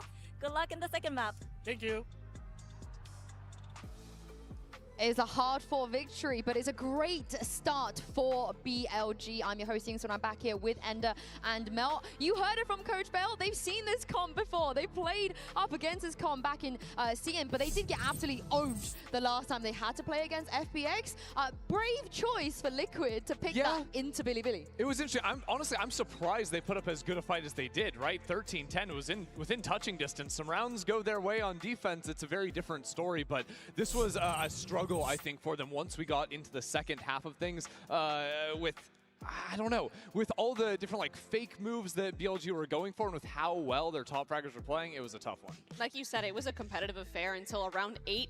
I think Team Liquid started to lose their footing, and that's when BLG just took it to the distance and took over the map. I think, honestly, shout out to Coach Bale. That is some great coaching out of him to make that callback to when they did play FPX. Because albeit they did lose, but learning from that and being like, hey, he instantly had the solutions ready to go and ready to tell them exactly what they needed to do. And I think as well at the halftime, him being like, hey, we only need 5. It is defense icebox after all. And they came out on top, so what more can you really say? And honestly, I think what he's alluding to is don't care about their smokes. Usually when you play against heavy smoke teams, not every smoke can actually be held. So at some point you have to start disrespecting smokes, going through them, fight through it, find your timing. With Util though, they did it with Util, which is nice. With Util sometimes, but there are other rounds in post plants A site where they're getting super deep onto site, pushing forward. That was pretty cool, even with Harbor Util coming in against them. So I thought they played really adaptively around those I smokes. really loved how Wheezy specifically was always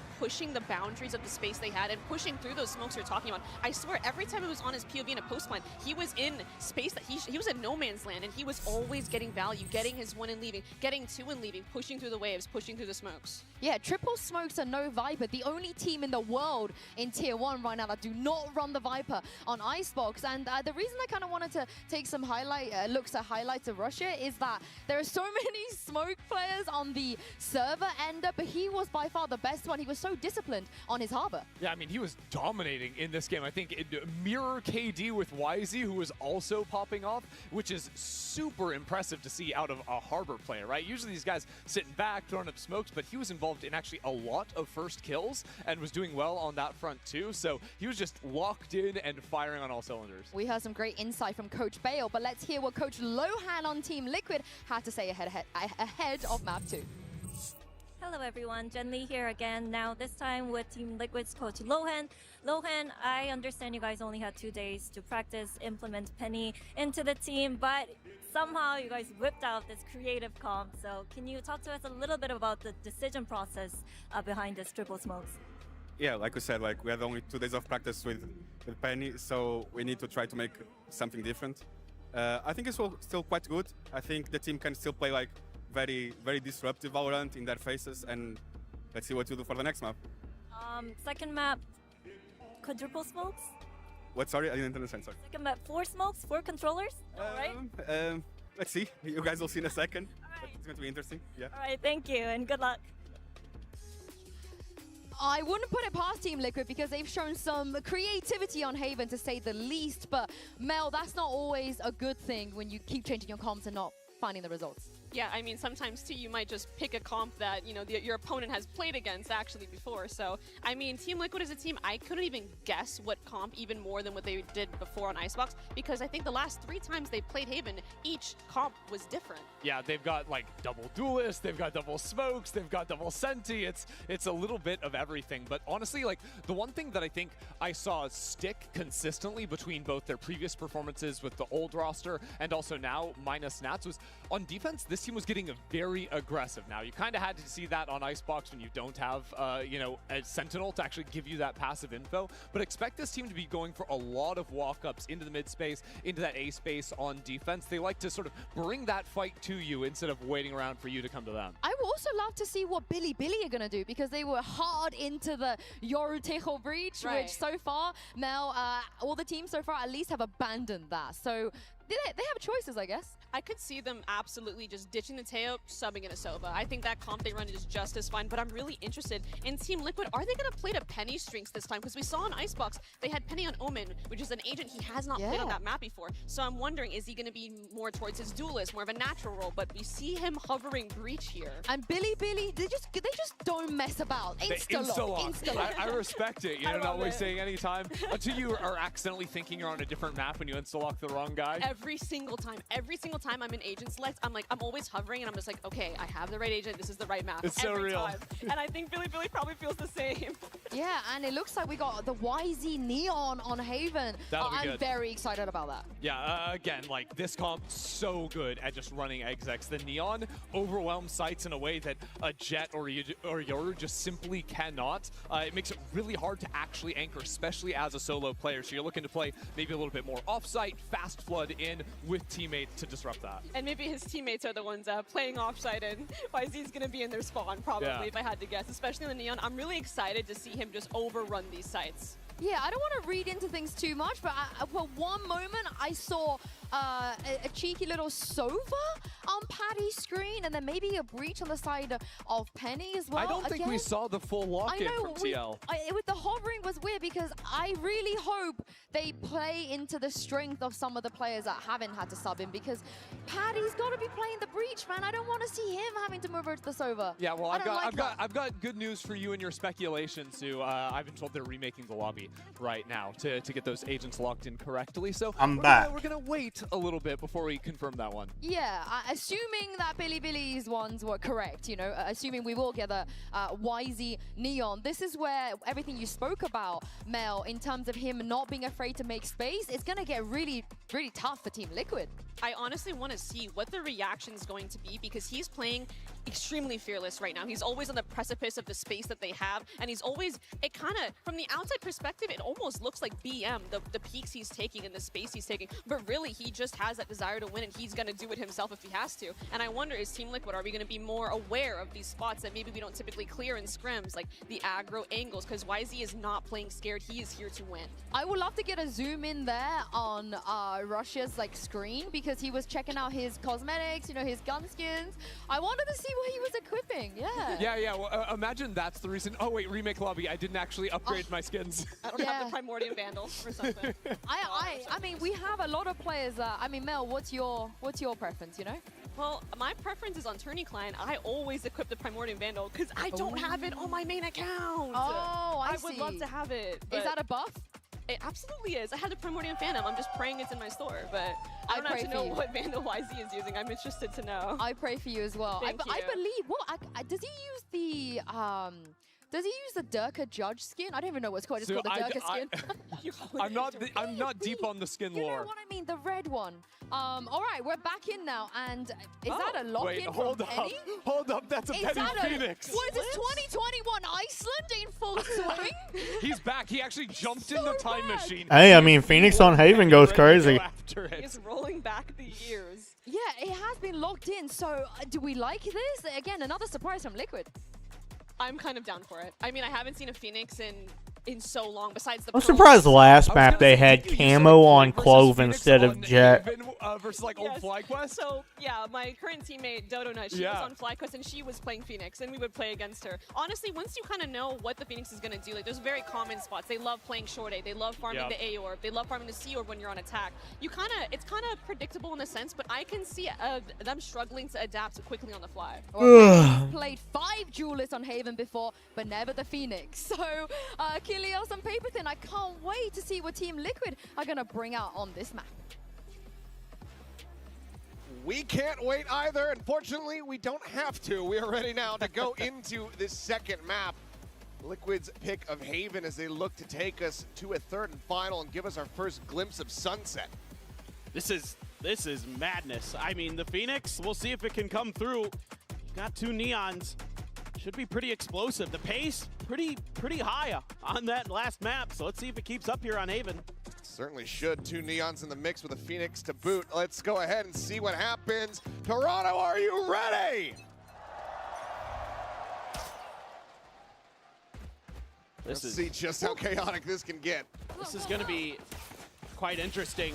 YZ plays the neon on Lotus a lot. Taking first contact. It's a little bit of damage, but is at least able to clear the space. Exchange of some shots. They want to go ahead and re-clear this garage position. They're able to do so, but he go out here at window. Comes up with 1. Well, not really able to find too much there off the flash as Russia's going to be noted. Sends out a paranoia, but there's just too many bodies here in window. And Penny is cooking them! Levius and Go Penny. Burning to death. Neff is able to find camo, but he's going to get caught off guard.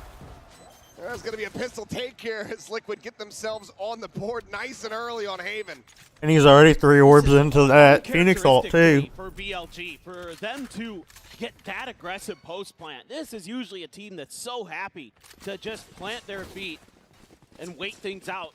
Make their opponent make the move, but they try to catch Team Liquid a bit off guard here in garage. The early flash push is good. Then the hot hands right into the cyber cage, catches K-Knight and Levius as they're trying to get out. And he said cooking them, but he actually meant cooking them. Yeah, those Phoenix hot hands really cooking them. He's been the hype guy for Team Liquid, and they're able to get a pistol, something they couldn't do on Icebox. With the defuse handed over. It's going to be Penny halfway towards having to run it back online. Minor amount of damage going to be pushed forward there onto Neff. Quick clear on the cam. Just confirming, yes, he is in fact still in the sewer. One bomb at the ready. Push getting ready to come in, and Serial looking to try to cut them down. Does manage to find himself a second elimination as the outlaw shot. The second one will connect. Kiko gets rid of YZ. They should have a Bulldog though. Sheriff in a classic to try to see if they can get a bit more damage through. Well, Levius might get the... I just noticed though, Liquid full bot into the round. Everybody bought. They didn't have one person save a gun. Over towards this site at this point. He's gonna have to fight his way out. Finds a headshot. They're on to 1. Now knows Penny's position, but Kiko will just peek in. That's a spike now dropped. Levius needing to try to win this out. He is able to do so. Suddenly, the damage dealt looks a hell of a lot better. Yeah, this has ended up becoming costly. Upgraded for Levius, 65 HP. See if he can get a little bit more dealt, but no, he cannot. Penny snapping. Well, they are one off of Phoenix ult though. Any more losses? I think Phoenix should try to get Orb, but hey. Yeah, really like the early layering here by Team Liquid with Serial. Trying to play off some of that KJ utility. Gets over. With that being said, if you're Bilibili, you gotta like be aware that they might try to fight for A orb. Make it really difficult for BLG, but they fight back. They get some big kills. And that's just the. That's exactly what they're gonna try to do. They're gonna try to fight for that orb. Otherwise, it's Phantoms and all Phantoms. Rushia thinking about it. Okay, goes for the Vandal, but style choice there. YZ with the Vandal as well. A little bit odd. As okay. He's getting cooked again. Same 2 players. This time. Wow, 36 and 58 HP. So much damage dealt off the rip as Liquid look to convert this bonus. Trap play. Comboing the util there for Liquid. And they set Kiko up here with the drone.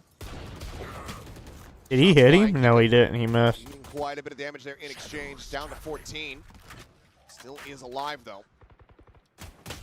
K-Knight spotting out onto Serial. He's just going to rotate back around the back site at C. But you can see BLG there. Not liking that info's been given over. Kind of leaned in the C site direction for a little bit. K-Knight still making some noise. Trying to keep the extra players on that side of the map. Curveball connecting on the 2. Penny gets one, looks to just go ahead and get out. Camo swinging in from the top of the ramp, is able to find that elimination, just trading it out, trying to keep protected as Penny holds his ground for another. Damn, dude, I thought he was gonna get the ult off. Now left alive with Levius down. Is it? It is a 3v2. 30 seconds But Kiko's 1 HP, but Levius is 30 HP. Absolutely tear K-Knight Ooh. asunder. 55 HP here. Nice sweep now too. They have like 90 HP combined, 91 to be exact. Get the quick peek here with this out. Aditech alone has more than them. And the amount of damage come away with the kill. Plays it patiently, sets up the recon. Quick clear, the spot out. K-Knight able to find one. Levius gets himself a third, and there's the 4th. Wow, they actually won that. BLG scraped by I with feel a like round Kiko win. should have just been the Flash. It is not comfortable at all. Well, it's tremendous stuff by Levius again. Able to find just enough open space to get into that A site and bail Bilibili out.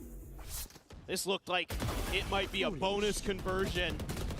He swings through, takes Camo down. I think something you've got to start considering here really quickly for BLG is figuring out where that Phoenix is. That almost completely shut down their round. Penny had a really good read and was able to use those curveballs so effectively there. He's 5-1 too. Quick little push. It's Camo getting tucked here at Cubby. Triple stack on this C site. BLG still sticking around as the drone's going to come in up over the top. Camo able to go ahead and quickly reposition as Patatek just fishing for any kind of damage that he can find, but let's go whizzing past, but unconnecting. Arushia's got a judge here. See what BLG wants to do with this, but for now, rotation, and it's shut down. Camo trying to push out the doors. Hell of a shot there from Neff. Right in the pick. Not sure if Kiko had been scouted, but now he certainly will be. The neural depth getting the ping reveal. We spot out 3 players towards this C side. It's once again just a bit of a delay here from K-Knight, just trying to keep interest on this side of the map, but the rest of Bilibili ready to push forward, but why? Penny's dead. Great position to get the jump there. Headshot does connect, and Penny he's up on the floor. Paranoia, dodge, Serial, trying to hold down the site. He's unable to do so. He eventually does get flushed out. K-Knight now starting to make his way around here. Well, there's a very long, deep lurk. Good wire cleared, a couple shots narrowly. Not connecting. There's K-Knight now seeing the jump, but not able to come away with the kill. Is that enough to spur Liquid on to try to go for a retake? Still do have some time on their side, but I know that they're playing against 3, and they're actually going to get the Rolling Thunder out as well. Dodged by Patatek. Can't really scale forward. Still just too many angles to try to clear here. As it looks like in the end, yet the call to save will be made. BLG have to invest in ultimate, but they keep 3 players alive, and they're going to tie it 2-2. Yeah, love the way that they're spreading the map here as BLG. Making some noise around the backside. That baits out Camo, and Neff is very ready for it. Neff is one of these players who really likes to hold some tight angles for his team to find those opening kills. He's a really, really heady player. Knows where to be, when to be. I'm out of here. And he finds a great opener there. But this kill on the backside almost cost BLG dearly. It got the ult out. That definitely hurts. That Rolling Thunder, very big piece of the puzzle on this attacker side. And now you've got a weaker buy. Couple rifles there. Penny does have the run it back. With just a Sheriff in hand. Maybe just invest it off the rip here out the door. We'll see. Now just an exchange in the darts. Cleared out. Patatek very much disconnected. Back onto the site. Lob on the shock dart here. Let's try to see if they can clear out any util in case that alarm bot might be situated out front of B. You can see though, full KJ setup there to try to hold down the C site. Look at Camo. He's like, YZ was here earlier. Maybe it'll work for me. Tucked into the scubby. Just the Sheriff. As for now, Serial going to be spotted by the drone. Push forward into the garage, but here comes the slip around the back. Camo looking to try to get the backstab. but now he's going to be spotted. Neff, the very moment that they needed him. His clearance gets line of sight. Does manage to get that kill. Kiko with the Damn, Kiko. nasty taps. And suddenly, Team Liquid on for this round win. YZ does manage to break open the A side a bit. Fast lane to try to delay. Weapons, maybe one can be recovered. Serial reroutes, and looks like he's going to do just that. So we'll be able to pick it up. It's still just going to be Penny here. Hand it over now. Use the Phoenix ult. It's the Vandal, and that run it back could certainly come into play. And it's going to. Swing timing, YZ able to find one, but now it is all on Neff. Intercepts the Phoenix, cancels the ult. Just one flash. Slowly drifts back, gets himself tucked in over it long. Time ticking, getting lower and lower. The tap, the push forward, the headshot. He's gonna re-swing, and he catches Penny completely off guard. Red Bull clutches his, as is the lead for BLG. I love the proactivity here by YZ and Neff. You know the ult's there. You know Phoenix has it. You know he's gonna be setting up outside of that door. YZ says, well, I'm just gonna try to go for it, see what I get out of it. Neff plays this brilliantly, right as the hot hands is coming through. Oh my God! Incredible. Almost gets martyred by that molly on the ground. Does manage to go ahead and keep the weapon. And it's rounds like that that are going to enable him to just very quickly build up another Rolling Thunder. He's just about at the halfway mark as there's a ping reveal out onto Patty Tech. Looking to try to stun him out, but it's going to be Kiko actually over towards Sewer, who gets caught. Very pacey hit here from the side of Bilibili. As now there's a Hunter Spear, they're all scattering to the wind. Russia trying to collect, but cannot. Camo doing well to find that kill. They've got two players tagged up. Penny now trying to get the heals coming in. Serial trading it back as YZ falls. Penny finding Neff. Camo finding K-Knight, and suddenly Levius, last one standing. Eats the relay bolt. Finds Serial, the low HP member, but Penny with 22 health will go ahead and trade it back, and we are tied up at 3-3. Man, after such a beautiful start to this round for BLG, Team Liquid catches fire with the rifles. It's a great early util usage here by BLG, setting up YZ to find this first kill onto Penny. The Hunter's free to set up Rusia, but they just can't connect the shots. There's too many targets here. Rusia, a little shake of the head there. YZ caught a headshot as well there onto Camo, I believe, in that exchange. They were all so weak, and yeah, that's frustrating. Target rich and aim poor. Russia hasn't been able to get himself on the board quite just yet. 0-5-4 at the moment. That was a critical moment for him. Couldn't make it happen. Overdrive pop from Camo. Quickly takes space outside of C. I think he actually caught a glimpse there as well as YZ. Very snappy. Gets a shutdown onto Penny. I was just about to say, YZ's got his ult. Maybe he could pass the rifle over to somebody else. You know what? Never mind. Just let him do it. Just go ahead. Finds the opening kill.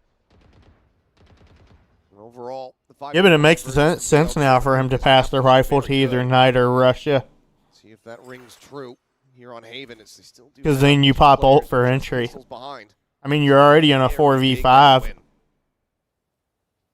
of a tucked in position there for Serial. Has the lockdown at the ready. And all of the info right now. The alarm bot gives it up even more so, but you see, I mean, Camo sliding around the back. There is not a tripwire set up to intercept him. Just the one in window, so no real way to try to get a read on this one. Yeah, that doesn't do that. And Camo now striking as they try to escape. They're all going to be corralled into the corner. Gets himself another headshot there. K-Knight taken down to 50. Neff still fighting though. Comes up with 2. Looks for a little bit more. YZ on the pop of the overdrive. Instantly gets the elimination. And that now leaves Kiko all by himself. The swing coming in. Eventually is able to find that kill. Can he escape is the question. Neff is on the hunt. On the prowl, pushing forward. Waiting for him to come down the stairs. Another multi-kill round here for Neff as Bilibili regain the lead. These rounds are wild. When it feels like one team has an advantage, it feels like somebody's got a good read. The other team is turning things on their head. I mean, this early kill, okay, great. And then you've got this backstab from Camo, and I'm like, all right, this is Team Liquid. And then Neff has been incredible here on this A site. Even though the round count is neck and neck here between the two teams, Team Liquid, they're going to go ahead and pump the brakes as they get ready to go into a bit of a save here. See what the play call ends up being. Hunter's Fury from the shadows, the only two ults to speak of. Penny, one off having that next run it back available. And Neff's back into another Rolling Thunder already, so some things to consider for both teams in the ult situation. Here for Team Liquid, this is tough. I mean, BLG, they're getting aggressive. They're being a lot more proactive than they usually are. They're kind of this slow-paced team. They usually don't like to get mega aggressive, even with a Neon. They'll do this on Lotus. They run a Neon on Lotus, and they kind of just shift around the map. Again, looking for these weak sides, but now they're looking for weaknesses in Team Liquid's defenses early. YZ's game plan here on Icebox, and now we're seeing it again on Haven, is to just kind of go for what he feels like he can find. Go for these openings. Go for lurks. He's been lurking on the Neon, for God's sake. It's just a very different Bilibili that we're seeing today. I mean, obviously it was going to be a different Team Liquid, but Billy's showing us some new stuff as well. A couple Sheriffs. Serial, just a classic. It's going to be a mid-rush here. Paranoia out, TP forward into the window. Nothing going to be spotted. Plenty of noise made. It's Penny to try to see if he can spot anything out. There's a swing in though, and Russia gets himself on the board. Big kill in the round. Repeaks and instantly gets the dink, and the spray down is okay. He's alive and well, it would seem. 3 quick kills, and Liquid trying to go for the rush play and come up empty-handed. It's a great reaction off the rip from Rushia. See what Patty Tech wants to do. Low on health. Still trying to identify targets is Rushia. Recon not going to spot Kiko. To find anything. Nope. K-Knight not having any of that. And just instantaneous with it. Patty Tech needing to die. Looks like he's going to try to hunt to find something. Try to get some damage in, but won't be able to make it happen. Levius finds it, and that's going to be Bilibili now stretching the lead by 2 rounds as they pull off a flawless. Yeah, Rushia has been so good in VCT China. He has really been a standout player on this controller. Slow start on Haven. Great round to pick it up. Great identification here that it was going to be a fast mid hit from the side of Team Liquid. And he's tasked with a tough one to hold the line there while the rest of his team goes towards the C site to get the plant through. And he executes it brilliantly. Ooh, ooh, ooh. Looking for some chip damage there. Does put Neff down to 78. Penny obviously heal. Got the ult. Yeah, get forward into the blaze wall. They've been patient. Back. Yeah, they've been patient with the run it backs. Looking for contact or saving it for the retakes. It's very much not prescribing to the Paper X style. No. It's like, oh, we have ult used. Go. Yeah, ult go now. The question is it too reserved? For now, though, Snail's pacing the round, something that we haven't really been seeing too much, and a lot of patience will be rewarded. As Neff, the raid boss himself, ends up getting taken down, and that's that Rolling Thunder now that you do not have to be concerned about for the remainder of this round. It's a nice little identification here by Team Liquid. You know, Neff's been kind of guarding that angle, and it's cost them. Spot from Levius. Just gonna have to use the cage to get out. Meanwhile, oh man. Meanwhile, Serial's just pushing forward. The ult is there. It's almost like Risha realized that they were going to lose their player and have the spike on the floor. Instantaneous to get the pickup. Makes a TP. Spike now planted. YZ staying tucked here into the corner. Shrugs off the relay bolt. Risha instantly gets the clear here. Paranoia going to be sent, but they haven't scouted YZ. As Risha finds another. TP's for the reposition to push forward, looking for timing there as Levius is able to find one. Swing around the corner though, and Penny will be able to get the final kill. Team Liquid. Well, that Phoenix ult absolutely did nothing. It was instantly rooted out. Position, but they get the round win. Just one separating. But they're finding those moments now to punish some of the tendencies that they've been seeing from BLG. The early kill on the Neff here by Kiko. Saw the head there a little bit over the box. And then getting the cross, expecting the change in positions. Nice heads-up play from Rushia. That Phoenix so annoying in moments like that. Nice, boys, beautiful. Those close quarters battles, those tight angles where those curveballs are so effective. Makes it so challenging. Team Liquid still keeping it close. 1 round behind. YZ thinking about trying to take a little bit of space. Serial wise to it. He remembers what happened last time. Continues to press this. They'll find that C site relatively open. It's just a little bit suspect. Not seeing any resistance there. BLG. Attack reading as well. Drone doesn't look right. Actually hasn't spotted, but now they know. There's the reveal, and now Levius is in a bad spot. Down to 25. TP forward. There's Kiko just refilling that space in Cubby. YZ gets damaged. And Levius has not read this at all, so he just gets taken down. Ooh, a camo. That killed Neff fighting back. Finds it, and K-Knight expounds upon it. Attack gets taken down. YZ looking for the timing swing. To come away with one, but the trade up here is just monsters from Bilibili. Camo just whiffed so hard on the breach. He even dodged the breach ult Fault too. line ready, just off any kind of contact node. They just send it on a timing, and that leaves him dead to rights. K-Knight with the 3K, BLG now up to 6. I mean, YZ is just being so aggressive at A-Link.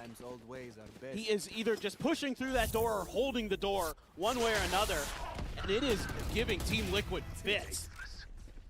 Neff there, able to just barely scrape through in that battle. But you can see then right away he's able to call through. Guys, they're pushing, spam that angle, and they profit through the smoke. Nicely done. Yeah, that's got to be frustrating for Patty Tech. Now you're back onto a weaker buy again for Team Liquid. Dealt a really tough hand. You can tell that the round results very much getting to them here. Rusha just stunned up. Doesn't know where he's going. Eventually just kind of dog walks out in the long. Gets taken down there by Penny. 2 away from another run it back. Should be able to have that to try to close out the half. There's Levius, though, lingering here in window. Unscouted, hearing all of this noise. The swing now coming through. He's instantaneous with the first. Looks for a little bit more. Penny desperately trying to fight his way through. Allow for this KJ to join in, but he'll be able to collect the kill all the same. Like, however, still planted. Relay bolt going to be sent. The swing forward. YZ instant transfer! He knocks him out of the park! Neff blinded up, doesn't give a damn! Holds down the spray. Is Bilibili locking in the lead. This is just a wild round for Bilibili. Russia has no idea what's going on over here, but he buys a lot of time. He's got 3 players over on that A side because of that push out. That opens up the space for him to get the plant, and YZ finds his moment. He's been waiting. He's been chomping at the bit for that angle. Throws the relay. Dashes in. Gets 2. He is just so talented individually. And now he's got an attack off on the Neon.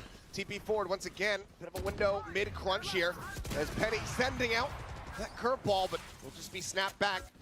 Ult value ultimately not going to be found as Camo similarly is pushing out with no assistance. Ends up falling to the wayside. Kiko is at least able to find a kill. Tag down to 25. You has to use the ult just to get out and save. Yeah, but why is Camo pushing through his smoke when they're holding We it? find ourselves now on a 4v4. It's just crazy. Team Liquid is just trying to press the advantage, but YZ has the angle held. Team Liquid, they need Like, to try Liquid's just trying to run him down right now. It leads to them just dry swinging. Still going tit for tat here. It'll be a 3v3. I know Kiko's 1 HP. Be careful. Never mind. Penny's just drunk. Damage dealt. The kill cannot be found. Man, you want to keep K-Knight alive. He has that ult for the post plant. That was crucial that he wins that fight. Serial in position. Could go for the lockdown over at window. 30 seconds left. And we'll just do it on timing. I'm pissed. BLG. They will go ahead and push off the back of this. Side plant. Towards that A connector. Serial's able to find one. Neff going to be taken down. K-Knight down to a sliver of HP, but YZ still breathing. Still firing back. It all comes down to Kiko, and he cannot make it happen. The 3K from YZ. BLG up 8-4 at the half. YZ is having one hell of a series. 15-9 in that half. Unbelievable. Unbelievable. Well, Team Liquid needing to rally back. We'll see if they're able to do it after halftime. One enemy remaining.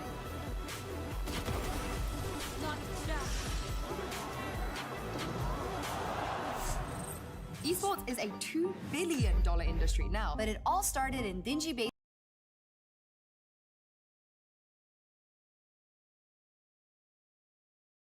After this map, I'm getting off. For anybody that is here. I'm just watching by myself, and hell, I can go do that anywhere.